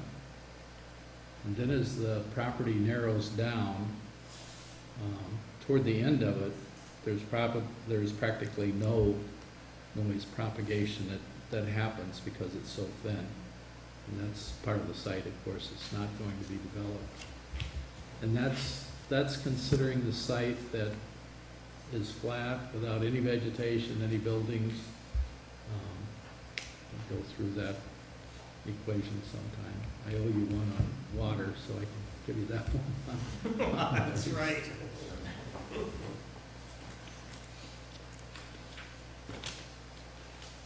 But it may be nice to see a nice progression as you move from the corner where it is now out towards the medical center. Well, we could measure south of Main Street, back by behind the Hampton Inn, no trees at all. You measure the sound there, and then you measured up on North Platte Corner, you have an idea of what the slope of the trees did for the sound. How much it mitigated. I mean, it's the same throughway going past. The equation comes out that if you have a sound source and you have a sound level at 15 feet away, for example, if you move another 30 feet away, if you double that distance, you'll drop down 6 decibels. If you go from that point another 60 feet, you'll drop another 6 decibels. That's the way the sound wave dissipates. Yeah, but what difference does it make if the trees are gone? It's just Obstructions do make a difference, and with trees, whether it's, whether they have leaves or not, makes a difference also. They do attenuate sound. They do attenuate some sound, but what I'm seeing is the sound that's attenuated by the atmosphere, especially in the southern part of the property. It's down to what is considered reasonable levels by the time it gets to the property line. So when people from the village say, oh, we used to not get the traffic at all, and now from the, that farm development, instead of cutting the trees there, if they can hear the throughway a lot more. I mean, what's the answer to that? I guess I'm looking for something. I live on Plutarch Road and I can hear the throughway. A lot of it depends on the atmosphere. If it's very moist, the sound really travels farther. And it's the type of sound too, the kind of the hum that you hear from the throughway. It's not the banging noise, but you can hear it. You can hear the throughway back in, a few blocks back now. There's still quite a bit of trees on the other side of North Pot. It's the wetland area. Those trees are going to stay there. Those are going to continue to be a buffer. There's trees on the thruway side too, on the thruway property, no? There's some trees, there's a lot of it that's graded because it's a cut, but there are some trees there. But let's take a side road like Casino Road. Can they hear this throughway now, and what will be the effect after the trees are gone? I don't think there will be a noticeable effect after the trees are gone, and I would expect that on certain climate conditions that they can hear the throughway now and using it. I can hear it in my house, I live on the road behind that, home retirement home. And so, you're at least 1,000 feet from the throughway. And you still, It's like a hum. I'm probably 1,500 feet from the throughway on Plutarch. It's only decibels, what's a hum like? It's very low. At 3 feet in normal voice, it's like a 65. And you're probably hearing something that's a 30 or something like that. It's low. Would reducing cutting down some of these trees would help, right?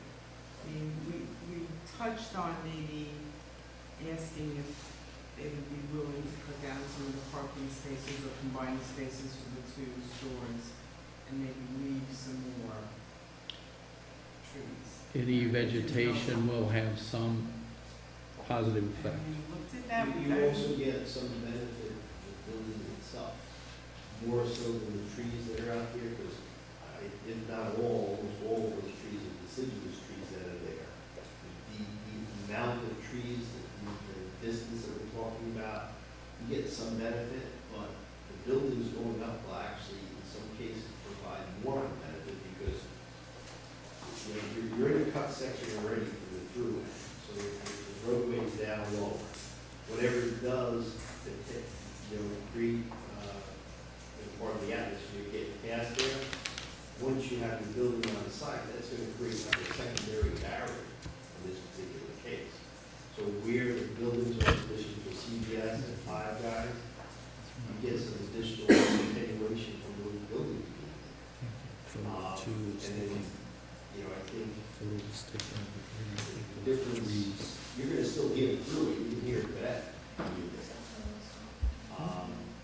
don't think you're going to see any significant change.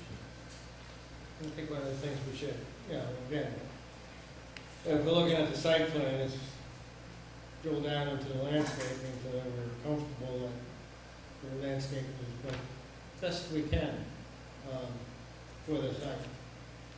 And with there not being anything developed,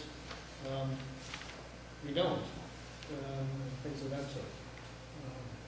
So, you have to dig a hole and put in a septic field. You don't have to do anything for a reserve field until you need it, so you leave that all covered up. So, those are the things you can look more so in how much, we're not clear cutting the site, okay?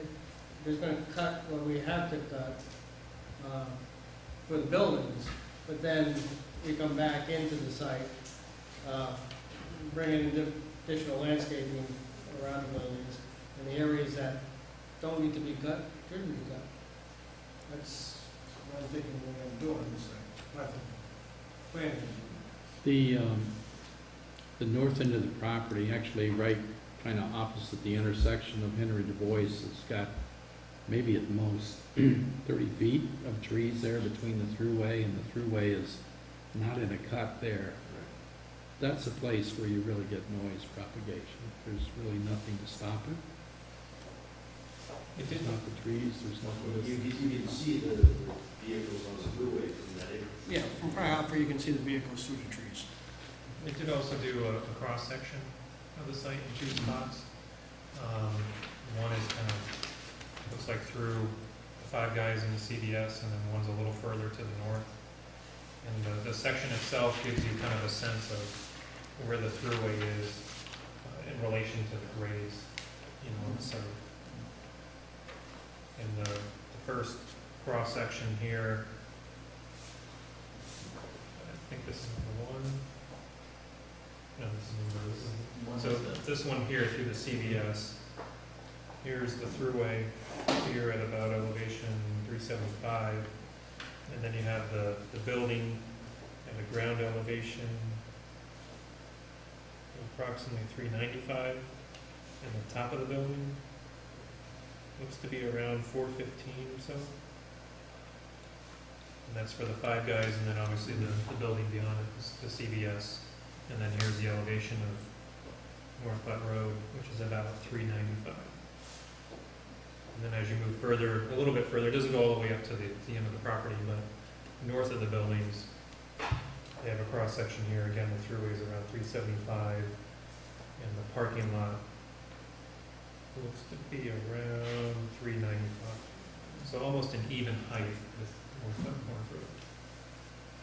So the thruway is about 20 feet lower than the building, than the roadway and the building, the site, and then even lower when get the buildings in the way. But I think we should take a look at, hard look at landscaping and what areas not to touch. Not that they plan on it, You know, in the area as you go north, about halfway on the site, you're about where the driveway is. The right of way of the thruway actually opens up into the property more, and those trees will remain in that area. We're not touching it. So I think, if you look at the site plan, you'll see that. Yeah. And then as you get further up near Henry DuBois, it narrows down significantly, and you're at the same elevation, but we're not touching anything. So the area where you talked about not touching trees, is that going to be, It's within the state, the thruway right of way. is that just though for this project, or is it for that future For both. as well? It's part of the right of way, so we can't touch those trees. The actual right of way bends into the property a little bit more in that area where there are trees. The one cross-section there, number one, you see on Freeway South. It's good when you don't cut down somebody else's trees. Vegetation that's in the freeway, right away, that we can't touch, we're not touching. On top of what we're looking to do on site.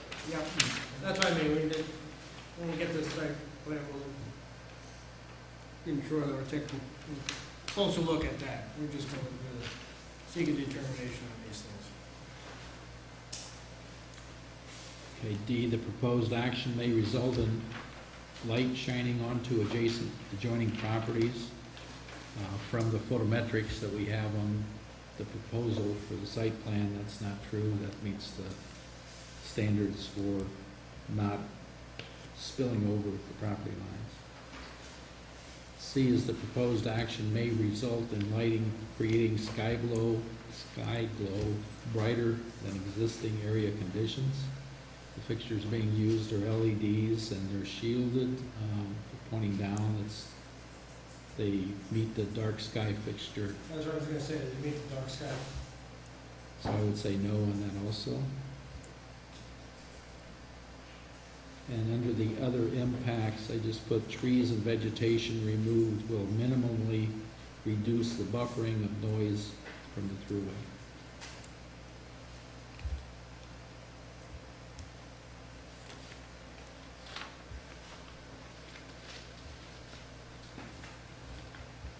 Number 17 is consistency with community plans. The proposed action is not consistent with the adopted land use plans. I'm going to hold that. Board can discuss this. Let me go through the threshold. The proposed actions, land use components may be different from or in sharp contrast to current surrounding land use patterns. And I would say that this is a commercial district in the town, and it's pretty compatible with the commercial uses that are around it. Proposed action will cause the permanent population of the city, town, or village in which the project is located to grow by more than 5%. That's no. The proposed action is inconsistent with the local land use plans or zoning regulations. Well, it's not inconsistent with the zoning, it's in the highway corridor zoning. I did look at the comprehensive plan. It doesn't say a lot about businesses, except they're a good thing for the tax base. Basically, the comprehensive plan says to preserve the small town character. It's concerned about the traffic. It recognizes, it continues to recognize throughout the plan that the town's business corridor is on 299. It also suggests on Route 32 North in the future.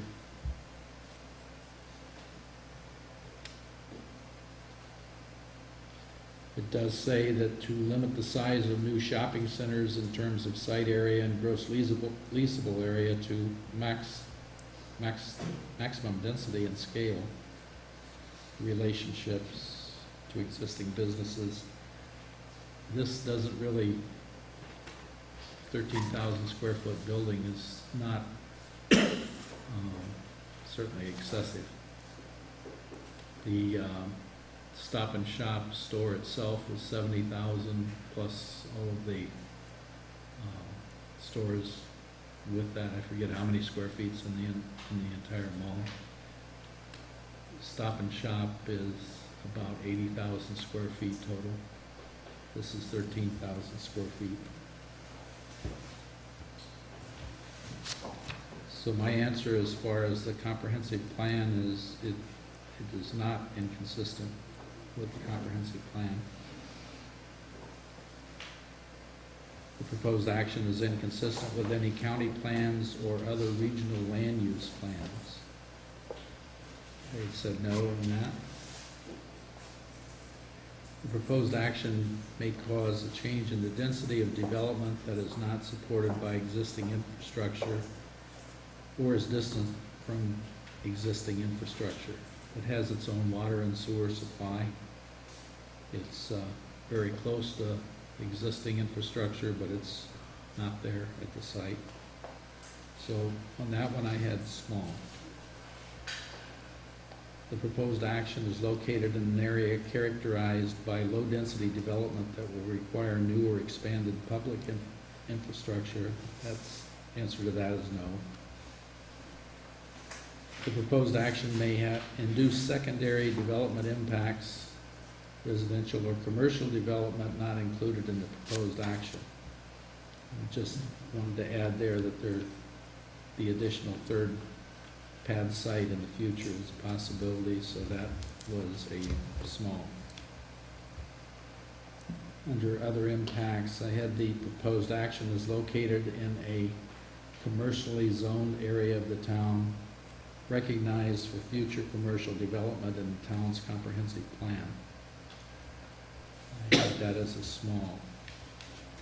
So for consistency with the community plans, I answered yes, but the impacts that I had noted there, that I felt were quite small. Mhm.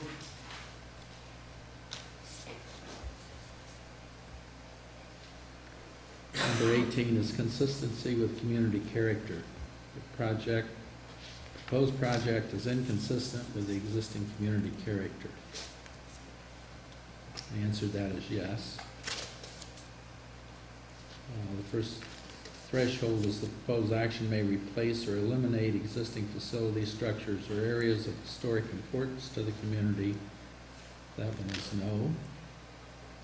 The proposed action may create a demand for additional community services. There's a minimal demand anticipated for the community services as far as police, fire, rescue. Answered that one as small. It would be typical of any other commercial business in the town.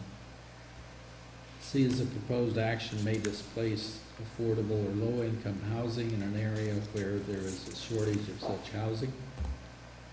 There is a shortage of low-income housing, but this is a commercially zoned property and residential is not allowed in the commercial zoning district. So I answered that as no. The proposed action may interfere with the use or enjoyment of officially recognized or designated public resources. It's private property, so I answered this as no. The proposed action is inconsistent with the predominant architectural scale and character. I think this is really something that the board needs to think about. You can take a look at the adjacent commercial properties, I guess, to make a decision. The Sunoco, the Super 8, the Medical Center, the Hampton Inn, ShopRite, Friedhoffers are all close by.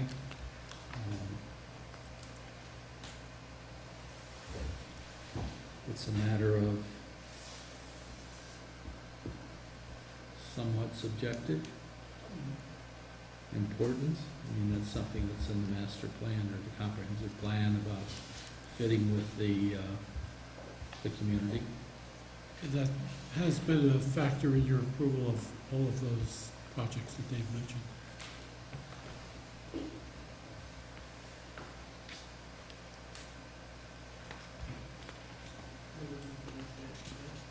No.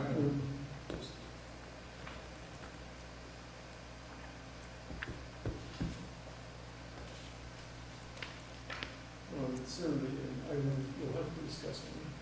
Okay. Proposed action is inconsistent with the character of existing natural landscape.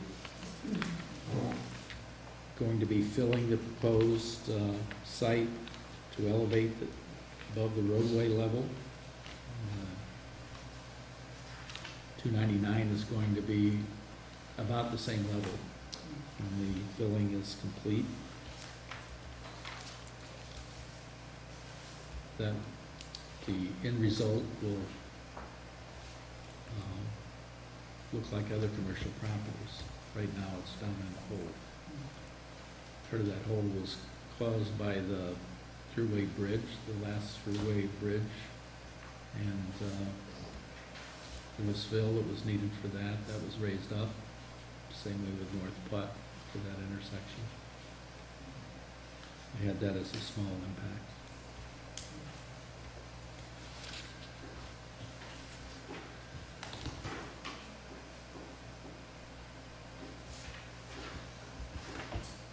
Okay. Anybody have any other questions on community character? Yeah, isn't there a question about economic impact and communities, isn't that part of did I miss that, or is that part of the? There's nothing that directly looks at that. Was it from a community character, or? It comes under community character insofar as the project may affect community services. Mhm. That's where it was studied with regard to Park Point. Right. But there's nothing that specifically is just economic impacts. Okay, so, but it came from under community character. Well, it's a consequence of an economic impact as to how it affects community character. We asked the applicant to state whether or not he intends to apply for EIS. No, I think you meant about it. I'm sorry. They're not seeking to apply for the IS. They're not taking We have intention to apply for the pilot. Yeah, there's nothing that's applicable for this.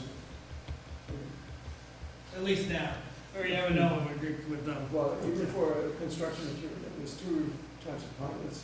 One for construction material, while you're constructing, one for the burning taxes. You intend to apply for either one of these pilots. Just to clarify, the IDA provides I'm not sure what the term is, but they can release you from paying sales tax. It's not a pilot per se. Pilot is payment in lieu of property tax, basically. But they're it's not, similar enough to, well, it's a benefit, but it's a benefit that comes, it's also, it's charged against the county sales tax. yeah, but it's also a benefit to the town to have those taxes collected. It's a small benefit, I Yeah, believe. but it's, The sales tax exemption for commercial construction, I don't know what the intention is at this point. That's a very small benefit that perhaps the project will go for. But the true payment of lieu of taxes, looking to change the tax assessment, the tax rate, there's no intention to do any of that. And the board will be relying upon that representation, making it secret finding. Okay. Anything else? Okay, we've completed the part two. I would then ask Dave, George to write up the determination similar to what we're trying to do on Mohawk. This one's all, we've finished it. We've done all the impacts. To write up a determination for conclusions of this thing, for the board to review, to come up with a determination on it. Since we've done this over 3 separate meetings, I have no intent that this one that people remember what they said 2 weeks ago or 3 weeks ago on it. But I'm trying to put together a document to address these. I think maybe one or two fill in the blanks for the board. Yeah. Yeah, so, yeah, We again. didn't answer every question, right? Oh. We've left a couple out. There's a couple that require the highest pay grade to take care of. But we've gone through it, we have, you know, the bulk of it, you have to read it through, and it may pose other questions that you haven't thought about, or did we really say that, or we failed to include that in that reason for it. So I think it's development of the material now, the board's gone through it, has the material in hand, and now we gotta draft up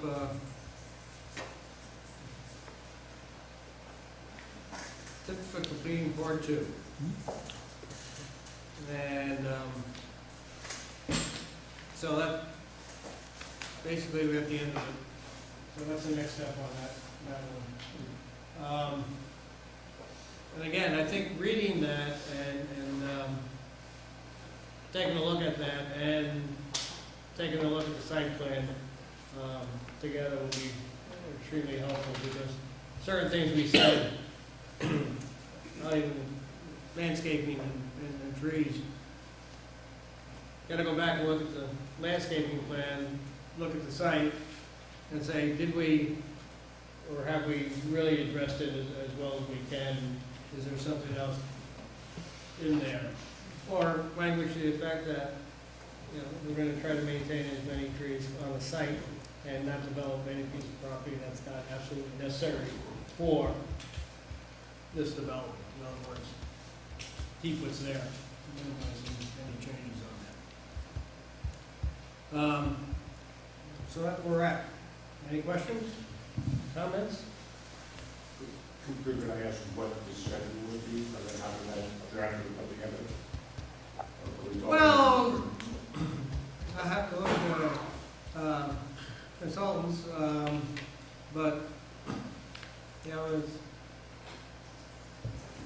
based on the minutes and things of that sort, we've done this before. You want a part three, Mike? Yeah. The importance and significance of the impacts. So that's what, So we can get this written up, and then we can proceed to part three, and then we can assess where all that's up to. yep. Yeah, it basically, the part three is the write-up of your conclusions as you've gone through this. You're addressing all the issues that have been raised, and dealing whether they're, no or small, or moderate or large, going from there. And then from that, you make a determination on the project from a seeker point of view, whether there's significance, or not. Again, in typical applications, when you get to this size, you hear both sides of it, of any issue, and what the board has to go through is determination of relevance of each of the issues that have been raised, and see if we addressed it. Or is there a mitigation for it if it's an issue? That's what we're going through. So there'll be a summary of what we've done in the last 3 weeks, last 3 meetings on that.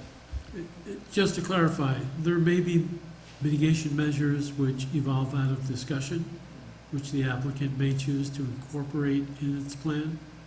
Those are modifications of the proposal that you can then consider. The other choice you have, since this is an unlisted action, is that you may impose conditions upon the application to mitigate an impact which has been identified in order to avoid a significant impact. That's a condition negative declaration, which is a more complicated creature of statute. So, let's get to that stage. We can better deal with it there, an evaluation on it. But, So back to my same question. I know, you know, it's probably gonna, be brave enough to say by the December meeting.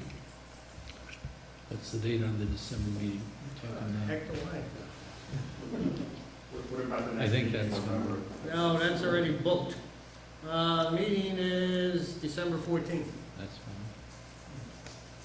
fine. I've pushed, to get these things through, I've pushed all my other projects into my next meeting in November. So, we have a pretty laundry list of meetings in November. But,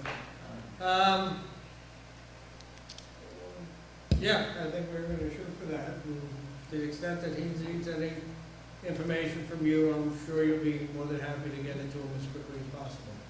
Certainly so.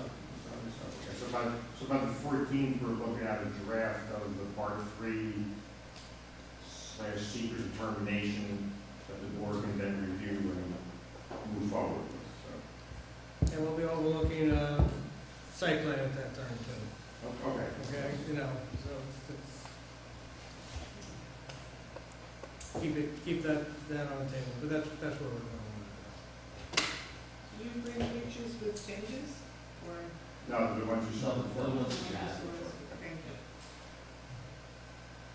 Okay, move on to next thing on old business. A request for an extension on Calafero's subdivision.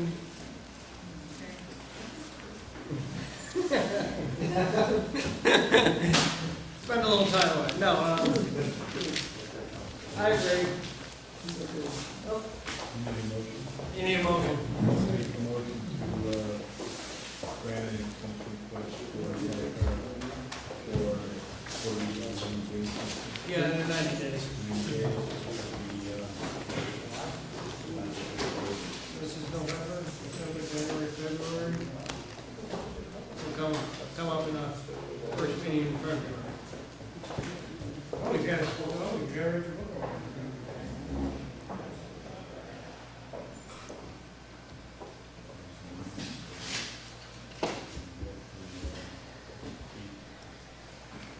February 8th.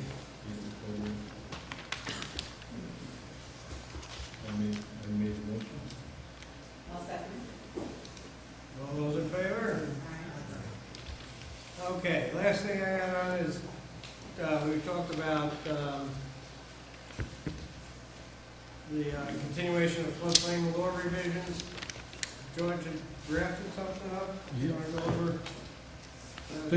Basically, what I did was take the existing pre-application section, which is 121.6, which provides a procedure for the applicant to come in and discuss a sketch plan with the board, and added a section which would address the issues that I think are of concern with regard to subdivisions in the floodplain district. And that's what you'll see in the draft I'm handing out. Basically requires that the applicant provide you with information about floodplain, safe access, and show that the project is consistent with the regulatory standards that would still apply from the, I'll send you that one. It's probably a good idea if you write it. So what it does basically is ask the applicant at that point, when it has to come in to talk to you about its sketch plan, to think about how safe access will be provided, how it's going to meet the criteria that are still going to be in the zoning section, 140.19, as far as how development takes place, and to consider all that stuff in theory before he walks in to talk to you. At that point, you will have the opportunity to review that sketch plan and make comments, and the applicant can then proceed forward with those comments in hand. If you see that there is an opportunity to provide safe access, that there is some form of secondary access that's available or emergency access, you can also take into account the recommendations of the emergency service providers, to the extent they look at that and see that there may be issues or concerns. But the critical part of this is making sure it happens at the beginning, not at the end. That's what that's intended to accomplish. So you would basically, what you're proposing on subdivision is that they take a look at 140.19, respond to it as part of their They give you a narrative that narrative on their explains. sketch plan stage before they have the engineer draw up any, and let us make a decision on that, if they meet the requirements. But just basically for those that are in the district. Anyone who's proposing to subdivide land that is all or part located in the district. And you can waive de minimis. I mean, some guy's got a corner that's in the floodplain district and access on a road that's not, you can waive that. George, currently in the town of New Paltz, somebody who wanted to subdivide their property would not have to come before planning. No, this is it. They do. Yes. Everybody. So everybody has to. Everybody. This is when you have to come before the board for a subdivision. There's 3 stages. One is a sketch plan. I've got an idea. Here's my napkin. Here's how I think I could divide my property. What do you think? And it's a little bit more detailed than that, but that's the theory. You don't spend a lot of money. You don't spend a lot of time. You come in with available information and tell the board what you want to do. And the board says, yeah, this will work, or you need to figure out something for this problem over here, or, oh my God, why don't you go see an engineer?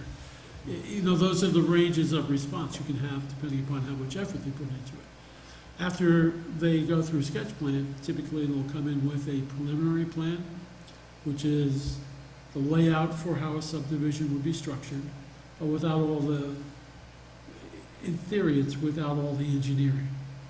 But you still have to look at stormwater, so there's a point at which a stormwater plan is just a logical thing to do. But much of the engineering can be, well, Dave can tell you more accurately than I. Some of the engineering can be postponed to final approval. When you show all the details, show all the elevations and, So they're going to have to, when they subdivide it and they build, they're going to have to build to FEMA standards. you would have to build the FEMA standards in order to get a building permit, yes. Right. And that can be, part of what you'll see in 14019 includes complying with FEMA standards. Someone who's coming in to start on the subdivision process, who just wants to sell a couple of lots, may not be aware of that.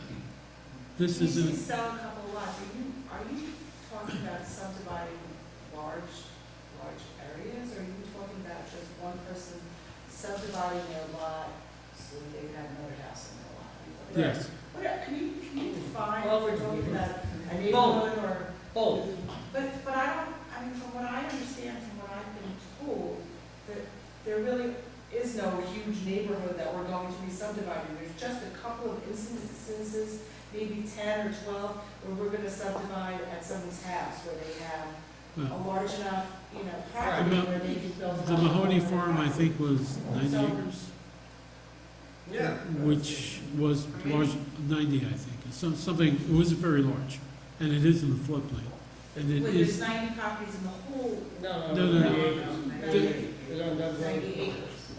this was one specific property with 90 acres where it was proposed to be subdivided to create a couple of lots on Coffee Road, where the water might be 4 feet deep. So that became a problem, but it became a problem at the end where the board was asked, after it went through the entire subdivision process, had public hearings and so on and so forth, and the applicant spent money on studies and other things to show how the property would be developed.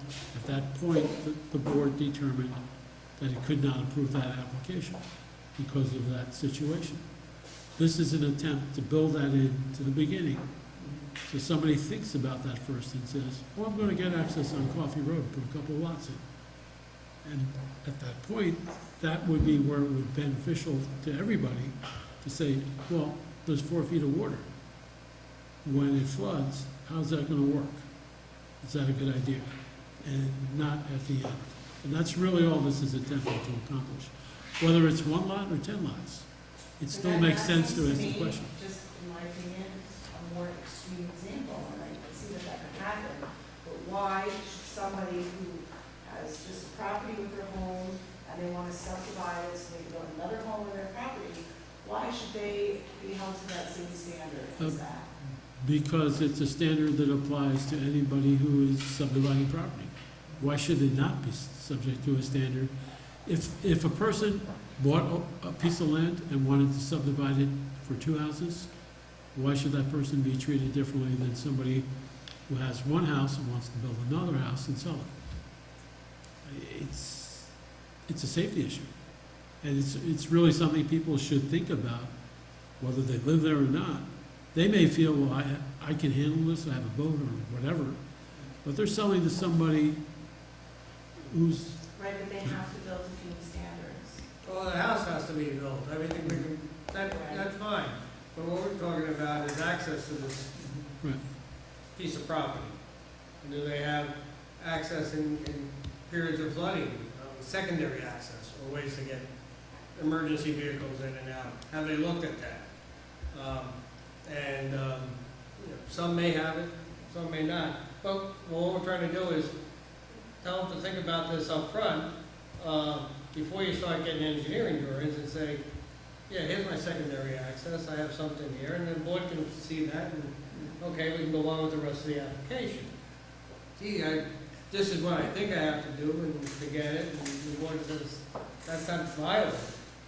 Well, don't go any further on the application, because the board's not gonna approve it, because you don't have, the access, secondary access necessary. Or it may be where you think, well, I can get 4 lots on this road, and maybe you can get 1 because of the circumstances and the arrangement. But that's in our zoning. No, the point is not, my point is not, you may decide 4 lots, I'm going to spend the money because it's a good investment of my resources. I can subdivide this lot and get 4 lots on it, it may turn out you can only get one, and if you had known that at the beginning, you may decide that's not such a great investment of my resources. And it may be something where you think, well, I can sell this lot, and maybe people aren't aware of that restriction on access, and maybe they won't buy the lot, or they won't buy it as quickly, or whatever. It's really an attempt to make sure everybody's got a good understanding of what constraints exist on pieces of land that are in the floodplain. You may look into, everything may be fine. You know, it doesn't, the point is to do that up front and do it in a way that involves minimal expenditure of resources, and just ask somebody to think about it. Here's the 14 restrictions that are in section 19. Tell us how those are going to be answered when you're making this application. And one of them is FEMA, but there are other things as well that the applicant needs to, it would be beneficial to a property owner to think about before he comes or she becomes an applicant. Pays a fee, goes through the review process, and has public hearings and, you know, spends money on plans. Generally, in the sketch plan stage, we come back and say, show us the driveway, show us a secondary reserve, and various other things that people get out of. And we've seen some sketch plans. These are napkins, but we've seen some that are really crude. What we're trying to do is those that are in this flood fringe area, flood district, also when they come at that secondary, when they come before us with that sketch plan, know that they've read it and they can answer these questions that are on the other. That's all. Other places, you know, if they're not in the flood fringe area, you really don't need to talk about it. But the 12 lots, or the 12 places that may be able to be subdivided, we just want them to do it up front, rather than them going into a lot of money and we going into a lot of money. And that's about the only difference on it.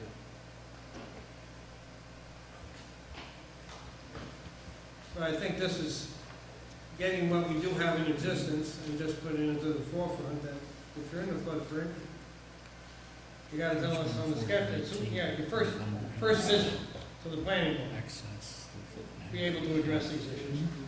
That's all. It does have other stuff, what she said. Right. I took the 14 number, I think, from Stacy sent me the version. So what I'll do, just so you're aware, is I'll send the proposed, it's 14019G, the standards for development in floodplain, with the changes that are now being proposed, so you'll see them. Okay. So we have the information. All right. It's more of an efficiency thing than anything else. Okay, anything else besides for the board?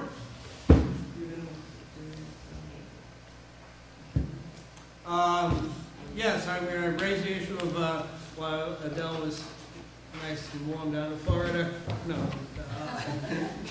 we had a request from the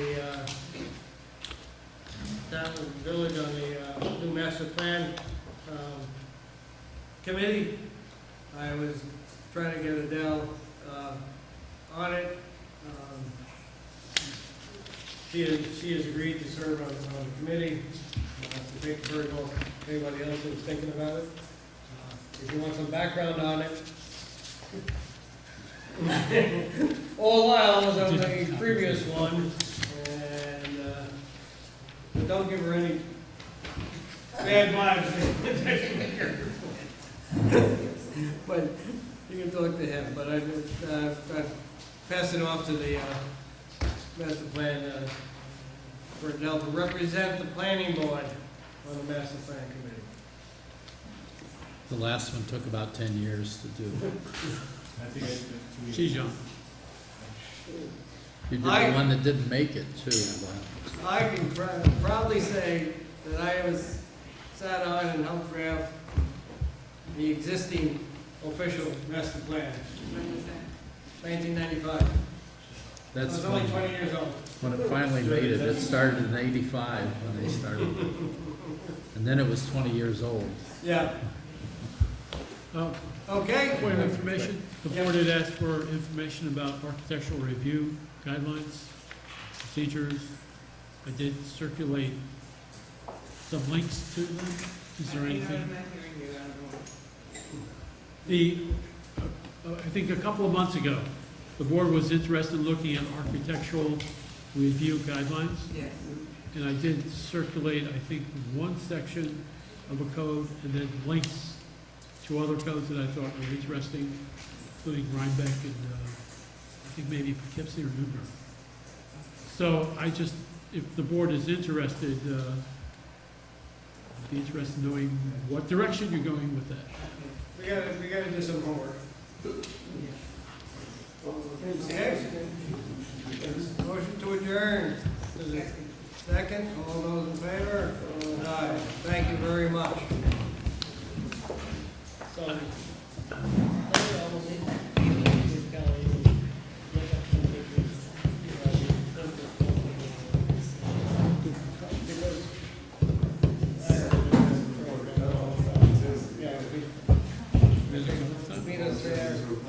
I didn't know we had